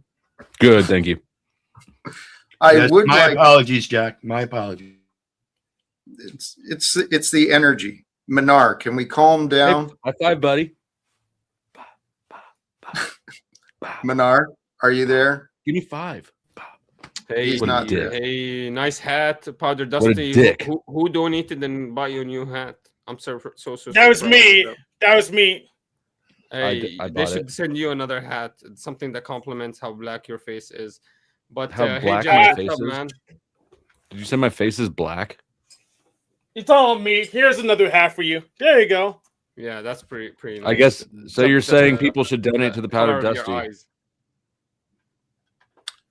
Menard, in Powder your Dusty, why are you so Menard, jealous? Menard! Of me? Menard, You got can me you kicked talk out of to me? Sarah's channel, and now you want to get me Whoa. kicked out of this panel too? Powder Dusty, why are you so like upset with me? Why This are is so You know sad what's with me? funny is like when we're talking about important things with Jack, this actor So shows up ridiculous. to try and derail. Isn't that I'm funny? being Yeah. Manor? You know what? I'm a Please victim. bear with me. You're kind of a bitch, dude. You're not a victim. You're a bitch. You're acting like a little bitch. I'm a Okay? victim. Can you stop playing a victim? Can you be Can be you an stop adult? victimizing me? You're calling me names and cussing me out, and you're proving my point. Well, I'm describing your behavior, and let me You're soften literally that because proving my you're point. not a bitch, Menard. You're behaving like a bitch, okay?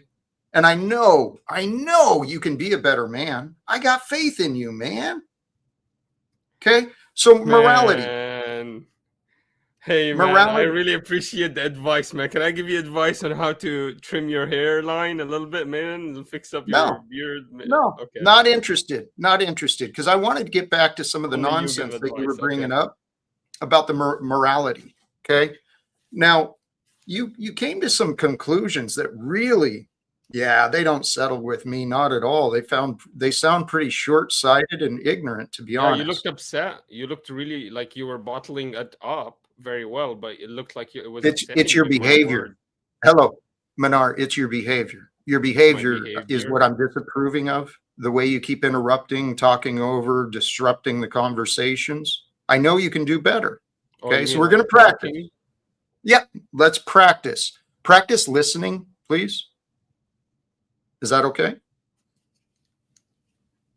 Because the idea, right? You wanted to talk about morality and you wanted to carry the patterns of the past into the future with a prediction that the future is going to be immoral just as the past. So the conversation before you arrived, Manar, was about secrets and lies. Now, I'm of the view these corporate secrets, government secrets that create lies and enemies, they justify the taxation, they justify the wars and the military. I make the claim and present the case. Secrets and lies in our governments and corporations are immoral. Do you believe secrets and lies are moral or immoral, Manar? I guess it depends on the context. If I'm being coerced and I'm being attacked, and it's my life on the line, for example, I believe you could lie, for example, and keep secrets and try to get yourself out of the situations in any way possible. Therefore, I mean, depends on the situation, but in general, no, I believe it's a very bad thing to lie. Keeping secrets, I think it's great. I think if a woman was like, for example, a prostitute before, and then she became a Muslim, I want her to tell nobody. I want her to keep everything hidden. I want her to get married and be happy, and nobody knows about her existing, and wear her hijab and be hidden, and nobody worry about Okay. her. Like that's what I want. I want her to hide everything. So burying That's a secrets, I love that. That's a great idea. I think that's how people can move on from their past. That's the only way. ooh, dude, you are totally wrong. Oh, okay. Totally wrong, Manar. Okay. So you think it's better for like a person that Manar, was doing really bad things when they were 20s and their 30s to just air it out to everybody instead of hide it? I didn't say to everybody. However, the power of the truth. See, I've come to the conclusion that God is the truth. The God who I serve, it is the truth, the absolute truth. I seek to grow in my relationship with the absolute truth daily. I mean, I'm trying to work with you. You know what I mean? I'm trying to work The, with you. are You you? know, I said it is moral for her to, you know, Right. she is nice and Let's she get left her back to, prostitutional right. life. But why does she have to You're, bring it up and expose because she's herself and her denying. past? And If she's, Manar, she if can she's hide it. keeping secrets, she's not confessing, she's not admitting the wrongs of the past, the sins of the past, Why is then that she bad? walks with corruption. Why is that bad to keep a secret? Because that's the way God designed us. We are here to be truthful and honest. Lying has Yeah, but consequences. do I owe you to tell you everything about me? Manar, you're focusing Like, on don't an we keep secrets from irrelevant. each other all Okay, the time? tell you what, I'm going to give up trying to have a conversation with you. No, don't. We haven't even like we just started. Right, And but it's been cordial. you're ignoring what I'm saying, and you keep bringing us back to this Yeah, irrelevant what I'm example doing is that I'm I've already tried to challenging. address, I'm challenging the words that are coming out of your mouth. You're and saying you're one not thing and I'm listening. saying, but in my world it doesn't make sense. So you It's say, it's not making sense to you, Minar, because you're not listening and you're not trying to consider what I'm saying. As soon as you do, you can understand, or you'll find the questions that you need to ask in order to understand what I'm offering. But since you don't seem interested in that, I do enjoy you, but not on my panel, to be honest. I guess it's a sin for me to ask qualifying or No, clarifying question for your suggestions. I mean, you're talking no about one said that. how it's immoral for somebody to hold what was it, if I remember correctly? It was that it's immoral for you to The be question initially was related to the morality of secrets and lies. to hold a secret. I mean, yeah. So it was Mhm. immoral and bad. Look, cheating and lying that's something we'll discuss in a second. But holding a secret, that's immoral? Can you explain why? And all I asked you was, can you explain why? And you went off. That's not quite accurate, but I'm not going to argue. Okay, So can you explain it? why I view secrets as immoral, Mhm. as I already said, Don't we in keep my secrets from view, each other all the time? I mean, you're keeping secrets from me right now. it's because you won't shut your mouth so you can listen. Can you listen? And then you'll hear the secrets that are within me. I'm trying to share them with you. So the answer to the question you were asking, right? I've already kind of explained it. God is the truth. To deny someone access to what is true and what is relevant is a crime. It's theft. And if we care about natural law, we'll be honest and authentic. Do you understand that? I Yeah, don't think you're 100%. here. I don't want to interrupt. Just let me know whenever I can go, and I'll indulge and I'll jump in. How about Absolutely, I totally hear actually, you. well, pretend like we're having this conversation. Why don't you feed back what you heard me say?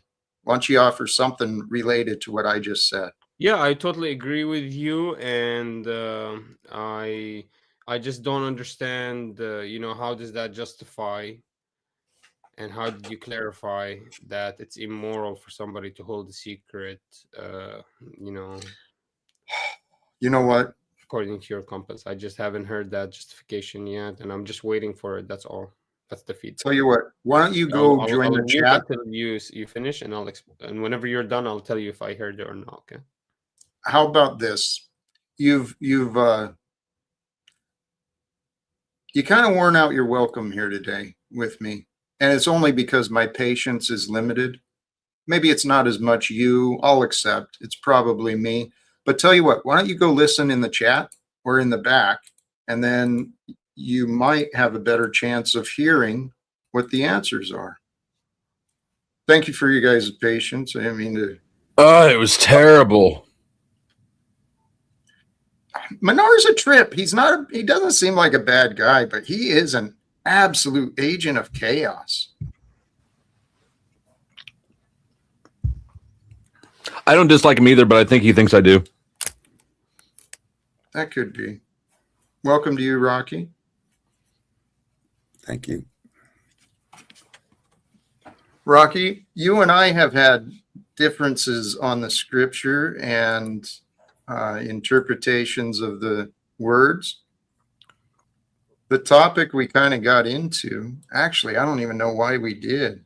We got into the secrets and lies again. Really? Yeah. I forgot the topic is actually how we need one another. The Masons like to keep secrets. As does the mob, as does the government. And let's face it, Well, the the mob, government, Masons are the government. right? That's where I was just going. The mob and the Masons and all these secret societies, they are the government now. They took it over. And the government is running with the same rules that the mob has run with. The thing They're all, I can't even say it on YouTube. I can't even tell you what they are on YouTube. You'd get striked. Why is there Does always it so much start with, focus on the would-be controllers and masters and not on all the billions of people who just laid down and let themselves get rolled over? I mean, Well, we're deceived. We've been deceived. It's not What? like we volunteered to be deceived. I mean, We've been For deceived. thousands of years, people have been incarnating here, sharing the oneness understanding of conscious and awareness and the ability to choose personally one's own freedom and future. This is not a new concept. It's literally the cornerstone of every Enlightenment Renaissance period. So folks are not deceived. They know the solutions and answers to their problem. They're just too cowardly to put it into practice. Should we just call it what it is? Too much responsibility, Paul. You think Right. It's the same reason for every fucking problem on this planet. And I'm not exempt from that dynamic either. And because I'm not, I believe I can talk about it. I'm not above and beyond it. But let's stop bullshitting ourselves and each other. It's pathetic and embarrassing, especially knowing these people are watching these algorithms laughing their asses off. Here's the thing, though, is I've learned that it doesn't really do any good to judge and blame, whether it's at the top or the bottom, right? Everyone is operating at their own life experience. Everyone is operating based on their own level of understanding. Many people in this society have been conditioned that it's okay to steal. It's okay to cheat. It's okay to do whatever you want as long as you don't get caught, right? And we got people doing that in the streets right now, opposing the enforcers and then the enforcers too. They're both sides. What you're talking about, the masses, people are doing what they want without thinking about what they're doing. So the person in chat, that which is, writes, most folks are deceived as shown in 2020. Okay, I'll bite. So they were deceived in 2020. 6 years later, they now know the deal. What are they going to do different? There's your answer once again. I think it's just a bunch of perpetual victims who know what's going to happen to them. They just block it out of their mind. And then when the inevitable comes, they make excuses about it because it's just easier to play the victim than it is to say, I keep smashing my head against the wall. I wonder why I'm bleeding out my ears. Well, the reality is this society right now, you look at what's going on, there is so much.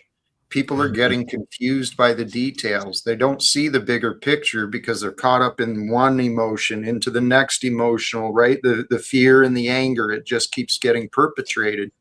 But I do see where we're at now. It's going to take a group of people to join together to say, hey, it's time to make changes. Now, we've got the systems already in place. We just need to get the people together to make the changes. Did I hear Paul say that the Renaissance was the age of light?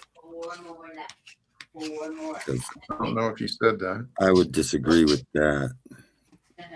Satan's little season. The Renaissance is what now? You said something about the Renaissance that was a great period in time or something, didn't you? I'm saying that time kind of shows that it either is cyclical or sort of a corkscrew effect, right? How I imagine it is like the DNA spirals. If history doesn't repeat, it rhymes, is another way you could phrase it, right?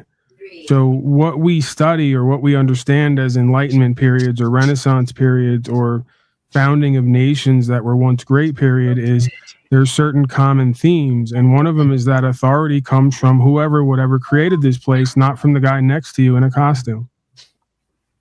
So this all kind of hinges on that idea, and then everything springs forth from that understanding or lack thereof.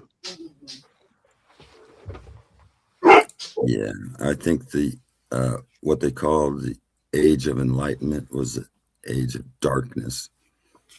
They just call it the age of light. The Renaissance, that's when they created the Illuminati, 1776. Jack's face. Jack is pissed at something. No, I'm You have looking. resting murderer face.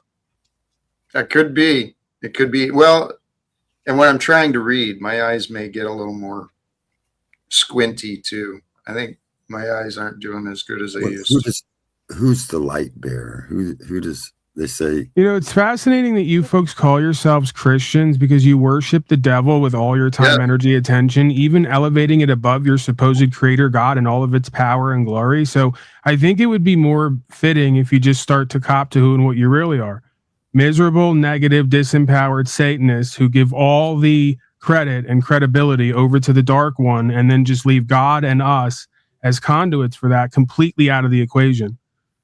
Whether you know it or not, that's what you're doing. You're worshiping the devil indirectly. I would say that's the case for a lot of exoteric Christians, but Christians who understand the meaning of Jesus is the way, the truth, and the life, I would disagree. Yeah, I would too. Well, I do agree. There's my outside opinion of many of the Christian Orthodox, the teachings. It is kind of a it's a blood worship. They worship the sacrifice of their Savior. They worship the blood that came from him. And I mean, no, they drink the blood in a ritual. It's even worse than that. True. They go, here's my blood, drink it. Well, and they say the blood is covering me and all of this. It's a blood cult. And then the idea, it's not. Then the idea of so many Christians waiting for the Antichrist to take over. We just got to wait for Jesus to come back. We got to give the world to the devil in order for our daddy to come back and save us. Right. What was that? Everyone I don't like will be tortured for eternity. That's the narrative, right? But the reality is that's not true. The Bible don't say that. Many Christians, so-called Christians, do. Some Christians believe in that, but the Bible says the wages of sin is death. Okay. And many Christians believe that those who are not Christian are going to burn in hell forever, eternity. Right? The Bible don't say that, though. Many Christians. They'll be burned up forever. The punishment will last forever, which will be burnt up, ashes under the feet. The wicked will be ashes under the feet, it says.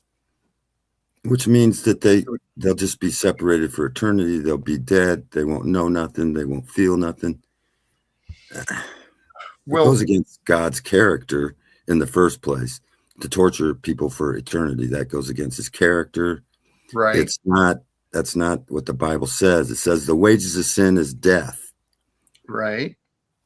And Jesus is the way, the truth, and the life. Right. So the way of life is the way of Jesus. The way of Jesus, the commandment, is love. Right. So with love, you find life. Absent from love, right? The path of sin, the choice of sin, and one who sins is a slave to sin. But then you got to figure out, what is sin? Sin is to miss the mark. Well, what's the mark? The mark for us is, believe it or not, perfection. Perfection of truth, perfection of love. To be in the way of Jesus, he was perfected with love. And he brought the truth with grace.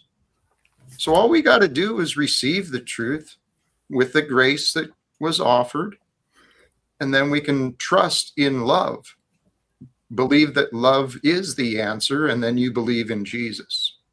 That's my interpretation. Mm-hmm. Oh, I'm not going to argue with you. I said a lot. Holy cows, man. We're already 2 hours in. What are you guys feeling? I know I get you know what? Let me address, because some of you are regular. Hank, if you're still around. Yeah, Hank is still down there. I know, I look at myself and I know how I am. I do apologize for when I get up in my feelers. I know that some people, they get uncomfortable. They're not sure how to react. I know. Shut up, pussy. Away. We like angry caught. Thank you. Many people do, actually. But that's what, Jack, I'm actually offended and appalled with you, and I'm tired of you apologizing for your grotesque displays. I think you need some consequences. You need like a curse jar or something where you put $1 in every time and then you give that away to the panelists, because this is just, it's out of hand. You're constantly offending people and dividends. People, we need dividends for all these apologies we have to suffer through. It's not good for your brand either. You can't say we're perfected through love and then go, you know what, man, Tard, you're a bitch. And by the way, I'm kind of disappointed. I think you could have got more out of man Tard. You let these other tards up here for hours at a time, and you kicked this tard off 10 minutes in. You could have questioned him more. We could have got to how he's the usual right-wing, fake-ass Christian in a gamer chair who thinks that women should lie to us because he's so insecure he can't just accept the challenging realities of the world. He was literally simping while claiming to be ultra masculine. He goes, women should just lie to us about being whores so we can tolerate them and not be completely insecure and neurotic. Are you talking about Manor? I kind of Yeah, zoned out Mantard. listening to him. I didn't really pay attention. I don't remember him identifying as a Christian. Was he Christian? I don't know. Yeah, I think he sounded more like a Muslim. He's Muslim. He calls himself a bringer of light. The Well, light he's of Satan. Well, imagine a bringer. Imagine a bringer of light that hides in shadows. Yeah, the Bible says, Yeah. if your eye be dark, your eye be singular, and if your eye is singular, your light is from the darkness. And Your brown eye. I can't remember how it goes. I'll have to look it up. It's basically saying that Satan has a type of light that he brings, but it's of the darkness. It's a dark light. It's like black light. Yeah. Well, guys, this is what the Illuminati, these secret societies that have taken over the government, they are the light. They are the visible darkness that has been leading mankind to where we are today. That's my theory, at least. Yeah, and I was just pointing out that the Statue of Liberty happens to be bearing a torch. It's a tranny. Yeah, it's a tranny also. It's transgendered. It's got the light. It's Lucifer, the light bearer. It was a gift. So we've been brainwashed to think liberty, Statue of Liberty, means that we are liberated. But I think it really means that Satan was liberated, and that maybe the contract gives us the liberty to sin against God. That's the whole contract. Oh, that is what America has become. Mm-hmm. I mean, starting out as a slave nation, The whole world is a slave world. Well, yes, in a way, I can't disagree, because when you got kings and queens and royalty, that is, No, I'm not relating to things. I'm saying literally every place on earth had slaves. All right, possibly. No. Also, that's that don't mean nothing here or there, but well, it shows it's not godly, in my opinion. Yeah, well, the Bible never said. I mean, at one time, I believe. Oh yeah, right. Yeah, maybe there was 1,000 years of God ruling. So, sorry to interrupt you.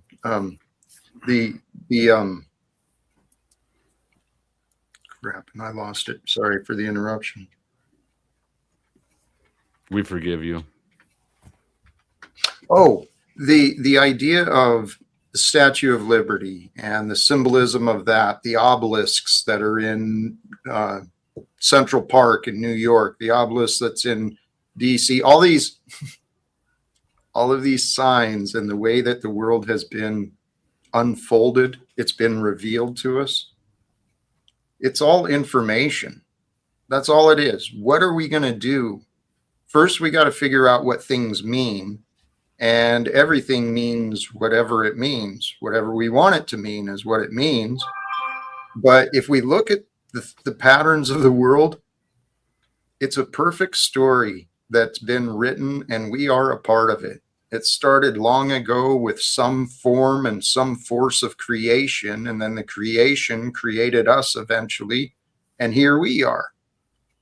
But I do believe that what was written and what was foretold is the true intent of mankind, is to be unified together with love, unified together with God, with the truth. Because truly, in the idea of the return of Jesus, there will be this day of judgment by the Lord, right? Well, it's not going to be judged by opinion. It's going to be judged by facts. The truth will judge us. The truth is what matters. So we can align with the truth prior to a day of judgment. So we're standing in the shadow of the truth. And then with the return of Jesus, this King of the earth, it's the love of God. It's God's love. If we allow love to reign supreme, then the truth will guide our way. I mean, actually, it's the truth that'll reign supreme. I think love will guide our way. And in the comments, they're saying that Christianity is a sect of Judaism, which is not true. Judaism is a false religion. They rejected the Messiah. So how can they be the chosen people? That's all based on false eschatology of futurism. We were all chosen. They were chosen to perform their part. Jesus was chosen to perform his part. You and me were chosen to perform our parts. What part do we choose? Well, you know, I read your thing today. It says we need and have one another. And what I thought about was that song by Michael Jackson and what's his name? We are the world. We are the children. You know, it encompasses the entire population of the world as God's creations, whether that be people, dogs, cats, animals. It's all part of the same thing. Mm. Yes, it is. And brother, actually, Little Lippy, you're one of them who I was thinking about. I think I was pretty short with you yesterday. I felt bad about that, but Not at all. I don't give a fuck anymore. Good. I didn't think you would. That's the thing. I don't think you do, and I don't think Minar will have any worries or anything about how he was treated here. But I do feel guilty when I don't treat people with respect or kindness. I do. I don't give a rat's ass. You got some good shirts, man. Thoughts from you guys? Anything pressing or appealing? Well, when you were talking about unity and coming together, I definitely do think that that is the goal, but there is a way to misinterpret that, and the way to misinterpret that is through collectivism, right? Mhm. Giving yourself Right. over to some sort of central authority and becoming a cog in the machine and sacrificing your individuality. This is not the way to go about unity. The way to go about unity is, of course, similar to what I've been describing, letting other people be free to interact in the world. And through that freedom and through that morality, unity will come, because everyone is being treated with respect and everyone is being allowed to live the life that they choose. Yes. And that idea of collectivism, that is a danger. Populism is another term I've been hearing recently. I truly believe we've advanced mankind. Mankind has advanced to this point where we've got magical technology, right? Flip of a switch, we got light, we got water, hot water, we've got everything we need has been developed for us. And in that, mankind has made a lot of mistakes in the past, all these wars and corruption. What are we sitting at now? 30-something trillion of debt being put up on the billboards to pass down to our children and grandchildren here in America. I mean, we've got good and bad that has grown from what we were given. But if we unite together with the purpose of nurturing life, growing life, protecting life, rather than protecting governments, protecting corporations, protecting banks, right? If we focus on the real life, God, we've got so many possibilities available for us. Absolutely. It comes down to the generative principle, right? Realizing where life comes from. It comes from the earth, It doesn't come from our machines or any of that stuff. And it certainly doesn't come from prophets, right? So that's sort of my closing thoughts. I'm going to get off for the day, Jack, and see you guys again. Good Pleasure. Thank you again, Dominic. Even Manar. All right. Appreciate you joining. Thoughts? I think that profits are what facilitate life. You have to produce something to consume something, and we have to consume things to live. So True. I should keep my mouth shut because he said that just and got off, but like, what a virtue signal that's vapid. No, I agree completely with you. I know you do. It's a completely vapid virtue signal on both of your parts. It's not, though. Okay, Jack, how will you sustain yourself? How will you survive without doing something to generate profit for yourself? Well, let's move away from the idea of profit and look to value, right? That's what profit is. That's what we call it.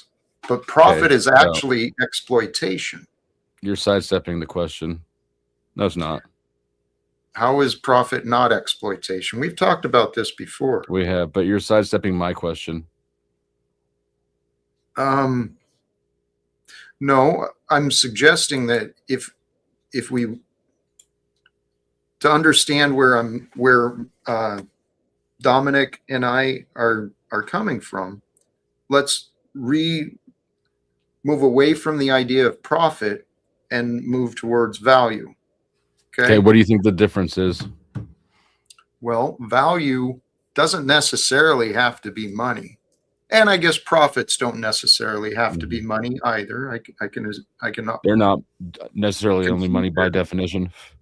Fair. Well, the idea is value. If our society was focused on creating value instead of profits, then the cost to each of the consumers would be reduced. We would focus on increasing efficiency. What's the difference between the two, though? Because profit is just value. Tell you what, under today's society, under today's guidelines, profit is exploitation. I'm convinced of that. Okay. In any business, in any financial transaction, right, you're going to have a service or a good, right?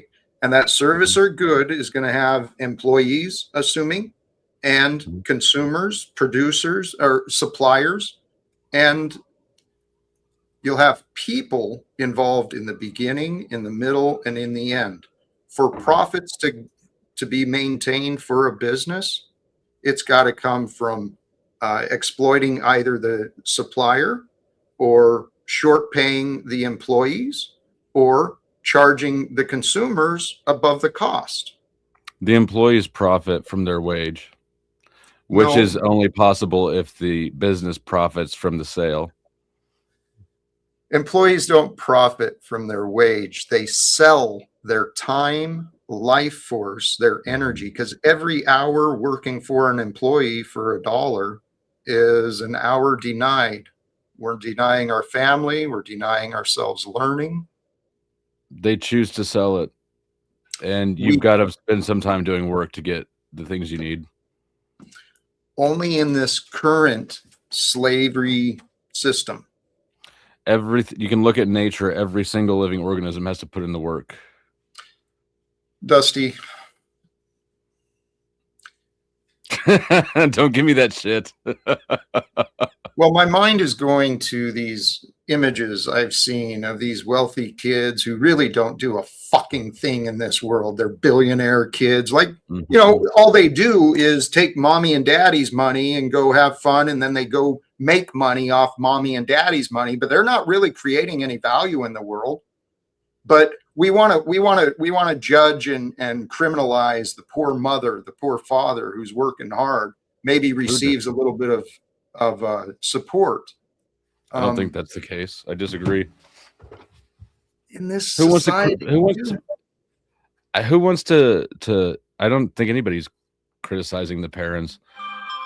And unless they've got shitty spoiled brat kids, which there are a lot of, which means that they're neglecting part of their responsibility, or the primary part of their responsibility, which is raising their kid. So if you're prioritizing your work at the expense of your kid, then yes, that's the parents' fuck up. That's their own ambition getting in the way. And it's also a result of conditions, because the reality is many people have to work in order to care for their kids, right? But if somebody has to work that many hours that they're not able to be an ideal parent, then they're probably not having a spoiled kid. Probably they're working low-paying jobs. If we've got a spoiled kid, like what you were just referring to, those parents who work too much, they're choosing to work too much. I'm talking about some of the, I wish I could remember some of the names. I've seen like some of these, well, there's shows showing the lifestyle of these billionaire kids, right? These are grown men and women that are clearly not doing anything worthwhile in society. They're just traveling. As a matter of fact, I've met some people like that. They're just doing nothing. They found wealth and they're not doing shit in the society. They're just living off what was given to them. Good for them. Right. However, but that's your good for their parents who earned, or whoever earned the money, that they are able to do with it what they want, which is give it to the people that they care about. Well, and let's look at how some of these people earn their money as well. I mean, it's ripping off, manipulating the masses, exploiting the ignorant. That's how you end up with minimum wage workers. You keep them stupid. Stupid people will get desperate. There are people who are stupid of their own, on their own. They don't need help. In fact, we have kept the shallow end of the gene pool alive for centuries, when Mother Nature would have just, in a way, we're too empathetic, and that's why there's so many stupid people. No, I concur. I believe selfishness creates stupid people. Okay, well, that's well, Jack, that's not what there's no reason for you to believe that, except that you want to believe that. No, I can present the case for that. Because selfishness creates a society that limits education to where people get thousands and thousands of dollars in debt, become debt slaves just so they can go somewhere and learn. It's all a scam. And then we were taught you got to get an education, right? Yep. We get there are traps for suckers everywhere.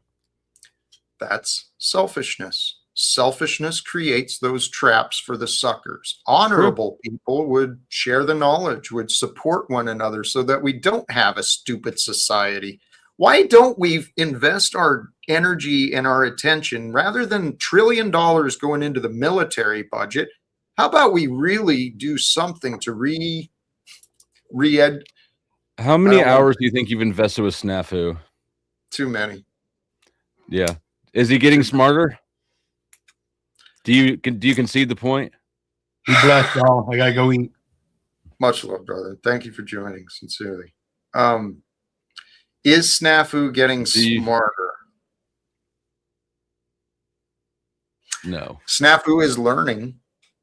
He is learning things. Is it wisdom that he's gaining, or is it useless knowledge? That I can't answer. He hasn't learned anything. His circumstances have changed. He's no longer friends with Lena. He's no longer friends with Mystic. Paul's around less. He just lost his support system. And so now he's cupcaking more with people who he spent the whole time attacking. Oh. Well, he learned what he lost. So he's learning things. Is Snav, you know what? I get what you're saying. Sometimes you can give them books, you can buy them books, but sometimes they just want to eat the pages, right? They don't want to read the book. They don't want to know the knowledge. But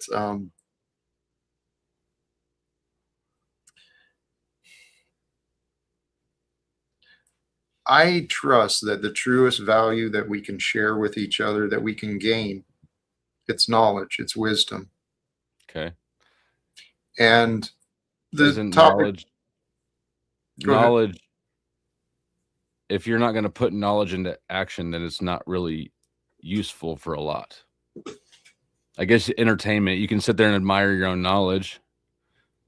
Yes. A lot of people And do there's- that. Reminds me of Denizen. But you got to do something with it. So again, my original question was, without profit, how would you propose people support themselves? a sharing community, a sharing society. We work with each other cooperatively. Each one has different talents, each one has different abilities, and we can help a community. If we were sane, that's what the communities would be doing, right? Doing an inventory, what kind of talents we have in this community, what kind of skills, how can we coordinate these, what can we build? It's a business. You're describing a business. In a way it is. However, the way under the current systems, a business is entirely top down.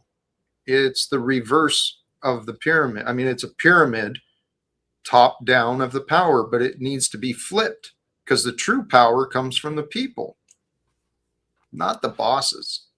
Right, but you can't. But I mean, it has. That's the nature of hierarchies, right? You have to have a leader and many followers. It can't work the other way around, or else it looks like the Panelverse. True. Yes, So, it becomes chaos, and it requires authentic leadership. But I think what happens is we've got ignorant people in corporate and government and all sorts of ways, even in families. we got individuals that are kind of ignorant on how to properly lead, because they don't follow morals, they don't follow the wisdom. They some think of them do. Some do. You're right, but there are many that are unfit to lead, and so they become bosses. I would suggest most do, who are in a position of authority for any duration of time. Being a jerk can get you ahead in the short term, but it's not a good long-term strategy. Sorry, my cat's making noises. I kind of missed some of what you were saying. I got distracted. Being a piece of shit is only a good strategy in the short term. So I would suggest actually that people who have longer term success in business or wherever, it's actually because they're good people who have relationships and connections with people that sustain. I can agree to that. I can agree. For someone to be successful, typically they have to do some good things. However, in this world of corruption, man, evil gets enabled. Poor leaders get enabled. I mean, look at Donald Trump, man. He's a reality TV star playing the boss, and now he's allegedly a leader. The guy is. I don't like him either, but you know, that's Thank you. politics is made for TV drama. It's evidence. Every Of what? day, every day in the world, God shows each of us a part of the world, and each of us gets to decide, what are we going to do? I believe I've seen enough. I've seen enough corruption and atrocities in this world. I think it's up to us to do something about it. Because if someone's going to fix the world, there's nobody else here but us, people.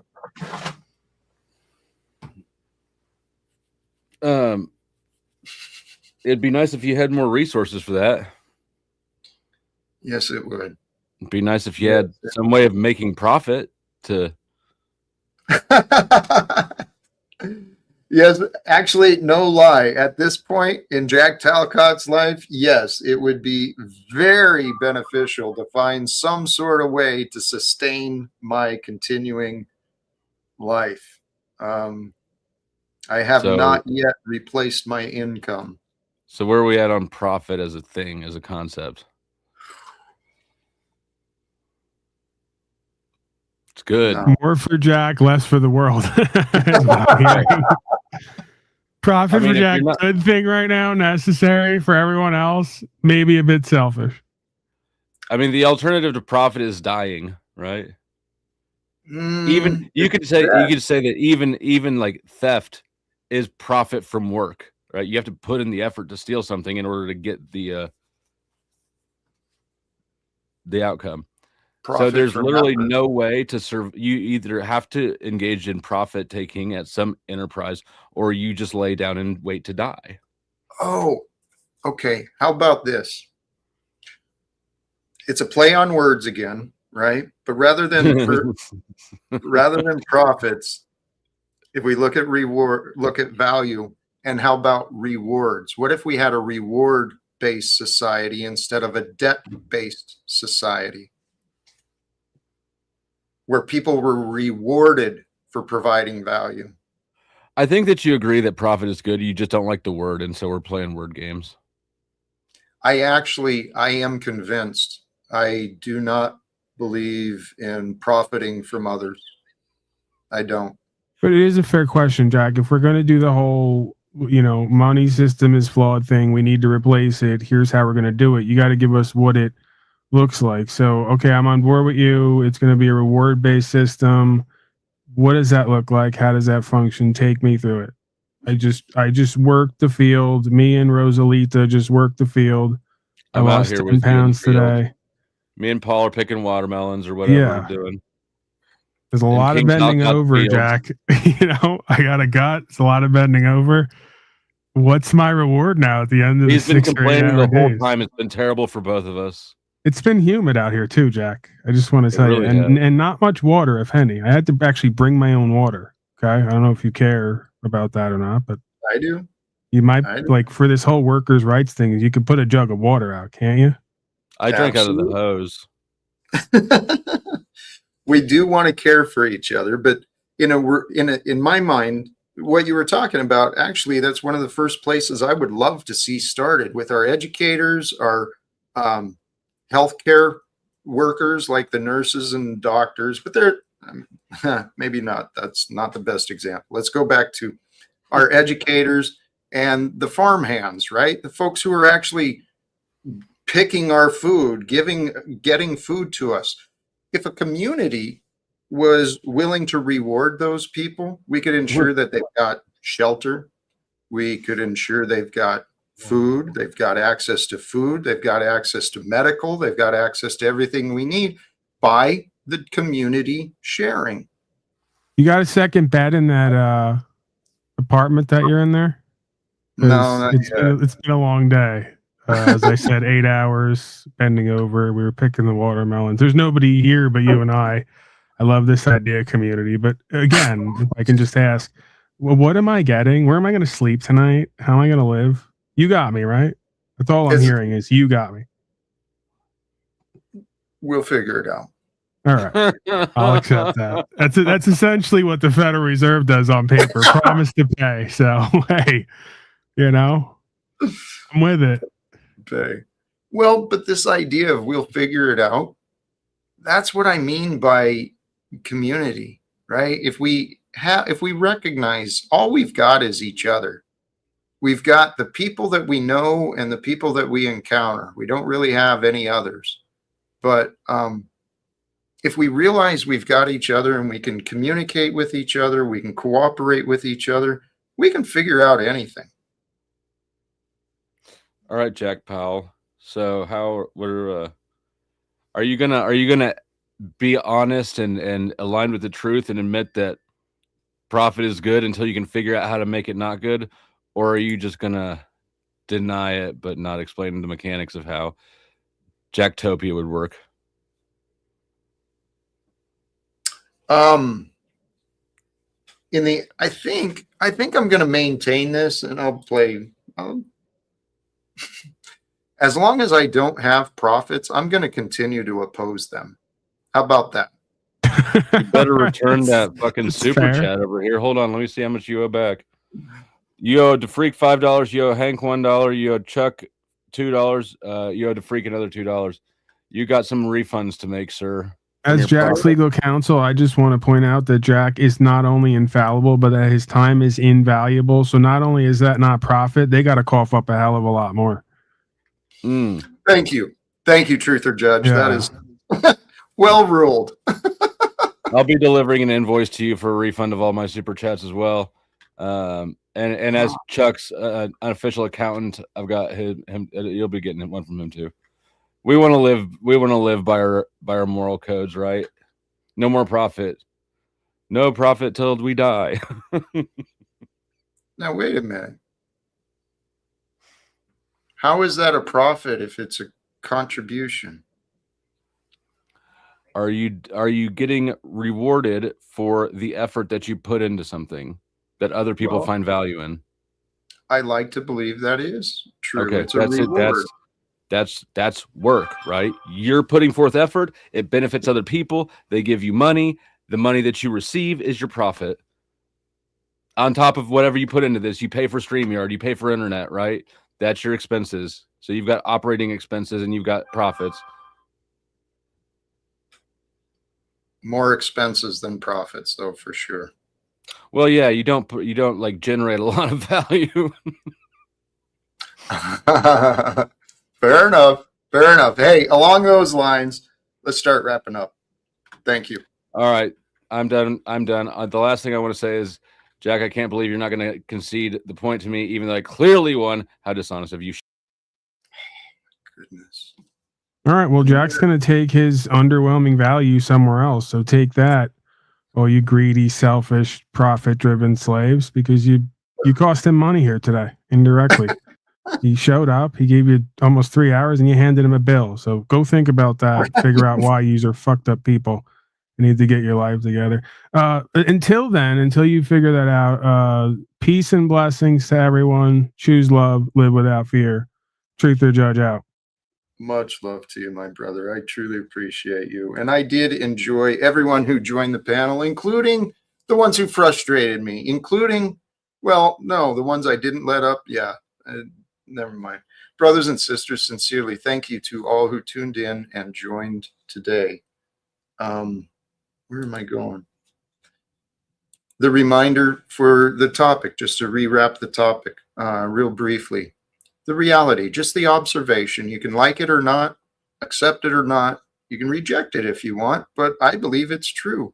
I believe we do need one another. But the reality is, beyond the need is what we already have. And we already have one another when we have ourselves, when we align with ourselves.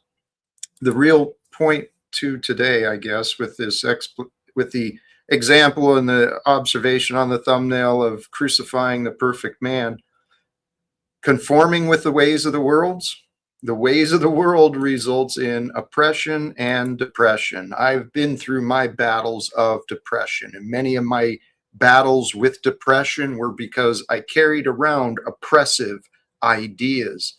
Ideas can raise you or break you. And let's wrap it up here. Brothers and sisters, sincerely, from me to all of you, thank you.